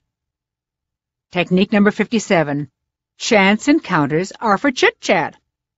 If you're selling, negotiating, or in any sensitive communication with someone, do not capitalize on a chance meeting. Keep the melody of your mistaken meeting sweet and light. Otherwise, it could turn into your swan song with Big Winner. 58. Here's how to make them like you, even when you've messed up. Use the "my goof, your gain" technique. Visiting an important client's office, I once tripped on a rug and took a nosedive, making a 3-point landing in a vase on her desk. My nose was spared, but her vase shattered into smithereens. 2 tubes of crazy glue and lots of "where does this darn piece go?" later, the vase was back on her desk, and we agreed it looked pretty good. Nevertheless, the next day I had a messenger deliver a beautiful vase with a dozen roses in it. The vase was 10 times the value of the almost totaled one. Whenever we speak now, my client tells me that every time she looks at the new vase, she smiles. That's a better incentive gift than a pen with your name on it. The next time I visit her office, my client may hide some of her more valuable breakables. But thanks to the "my goof, your gain" technique, there will be a next time. Technique number 58. My goof, your gain. Whenever you make a boner, make sure your victim benefits. It's not enough to correct your mistake. Ask yourself, what could I do for this suffering soul so he or she will be delighted that I made the flub? Then do it fast. In that way, your goof will become your gain. 59. Here's how to trap a rat with class. Use the leave and escape hatch technique. In Japan, some citizens prefer to lose their lives than to lose face. In America, the same death wish exists, with one modification. The Yank dreams of the death of the mortal who made him lose face. Why make enemies? Unless it's your obligation to catch cheaters or entrap liars, let them get away with it. Then immediately get them out of your life and the lives of those you're responsible for. Even when the case is open and shut against someone, when you've got the ratfink trapped, leave him an escape hatch. The best example I heard of this high sensitivity was from one of my clients. She was invited to brunch at the home of a wealthy socialite known as Lady Stephanie. Lady Stephanie's home was filled with beautiful objects of art. Not the least among them was an exquisite collection of extremely valuable Fabergé eggs, which all the guests admired. At the end of the elegant champagne brunch, my client told me she was walking out the door, chatting with several other guests. Just then, Lady Stephanie sidled up to one woman who was leaving at the same time as my client. "Oh, I'm so happy you were admiring my Fabergé collection," Lady Stephanie said, sliding her hand into the pocket of the guest's mink coat and plucking out one of her priceless eggs. "You must have wanted to see this one in the sunlight. Come, let us look at it together. It does reflect the bright light beautifully, doesn't it?" The mink-clad thief gulped and furtively looked around to see who had witnessed her gentle entrapment. My client and everyone in the foyer saw what had happened, but took Lady Stephanie's lead and pretended naivete of the attempted heist. Carrying the charade a step further, Lady Stephanie and the sticky-fingered guest admired the egg in the sunlight. Then Lady Stephanie, with her Fabergé egg secured safely between her perfectly manicured fingers, marched home to put the treasure in its rightful place. The attempted egg snatcher crawled back to her car from her last attendance at Lady Stephanie's coveted bashes. The hostess had let the foiled filcher get away with a few slivered shreds of her ego left intact. Why did Lady Stephanie come out ahead? Because everyone who witnessed and subsequently heard about the thwarted burglary has renewed respect for Lady Stephanie. Snaring the thief, yet sparing her pride, helped Lady Stephanie keep her reputation of the hostess with the mostest. Why do big winners let bad news people get away with bummers? Because, like mothers confronting naughty children to correct them, confronting creeps is a way of saying, I care. But by closing your mouth, and then the door forever, you are saying, you are so beneath me, I'm not going to even waste my words on you. Technique number 59, leave an escape hatch. Whenever you catch someone lying, stealing, exaggerating, distorting, or deceiving, don't confront the dirty duck directly. Unless it is your responsibility to catch or correct the culprit, or unless you are saving other innocent victims by doing so, let the transgressor out of your trap with his tricky puss in one piece. Then resolve never to gaze upon it again. 60. Here's how to get whatever you want from service personnel. Use the buttercups for their boss technique. A complimentary letter is called a buttercup because it butters up the recipient. Buttercups are nice, but even nicer are buttercups about someone to their boss. I once needed a massive photocopying job. It was so immense that the assistant manager of Staples' office supply store didn't think it could be done by the end of the week.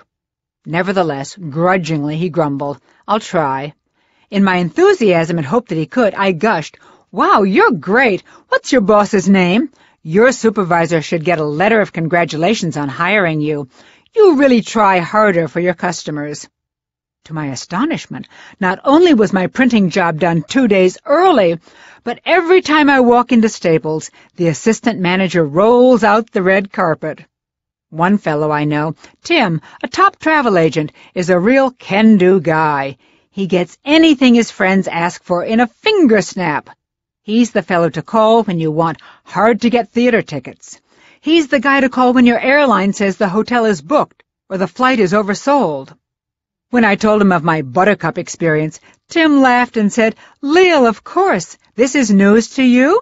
A complimentary letter to someone's boss, or the promise of one, is a great insurance policy. It's as good as a written rider that you will be well taken care of in the future. Now I have a standard letter in my computer. The buttercup reads as follows, Dear, and you fill in the name of the supervisor, I know how important customer service is to an organization such as yours.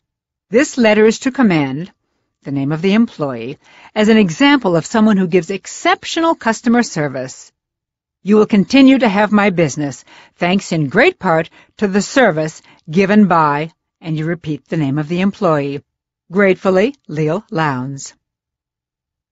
Technique number 60. Buttercups for their boss. Do you have a store clerk, an accountant, a law firm junior partner, a tailor, auto mechanic, maitre d', massage therapist, kids teacher, or any other worker you want special attention from in the future?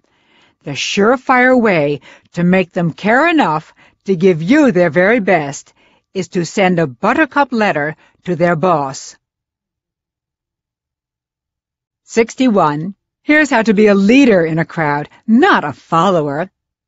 Use the lead the listeners technique. You're sitting in an auditorium with hundreds of fellow employees listening to the president of your firm introduce a new concept. As you're slouching anonymously in the audience, you think your expression is invisible to the man or woman at the podium? Not so. As a speaker, I guarantee you every one of my colleagues sees every smile, every frown, every light in every eye, and every emblem of extraordinary human intelligence flashing back at him or her. Likewise, the company president, making a speech, nervously surveys his corporate jungle And from the pusses peering back at him, he senses which employees are sympathetic and which are not.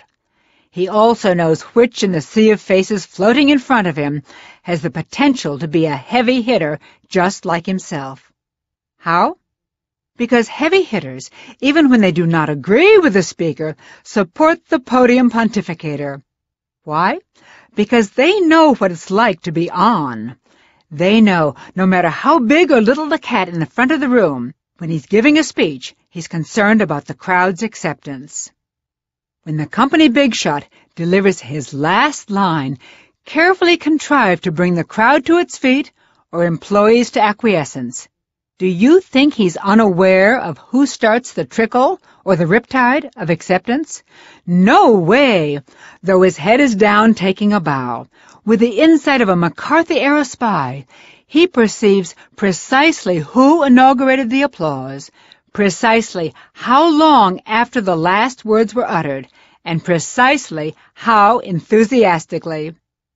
Being the first to put your hands together, being the first to jump to your feet, and, if appropriate, being the first to shout "Bravo!" gets you a big cat status with the tiger who was talking. Technique number 61. Lead the listeners. Be the first to clap, no matter how small the crowd and no matter how informal the talk. Don't wait to see how everyone else is going to respond, even if it's a small group of 3 or 4 people standing around. Be the first to empathize with the speaker's ideas, the first to mutter, "Good idea."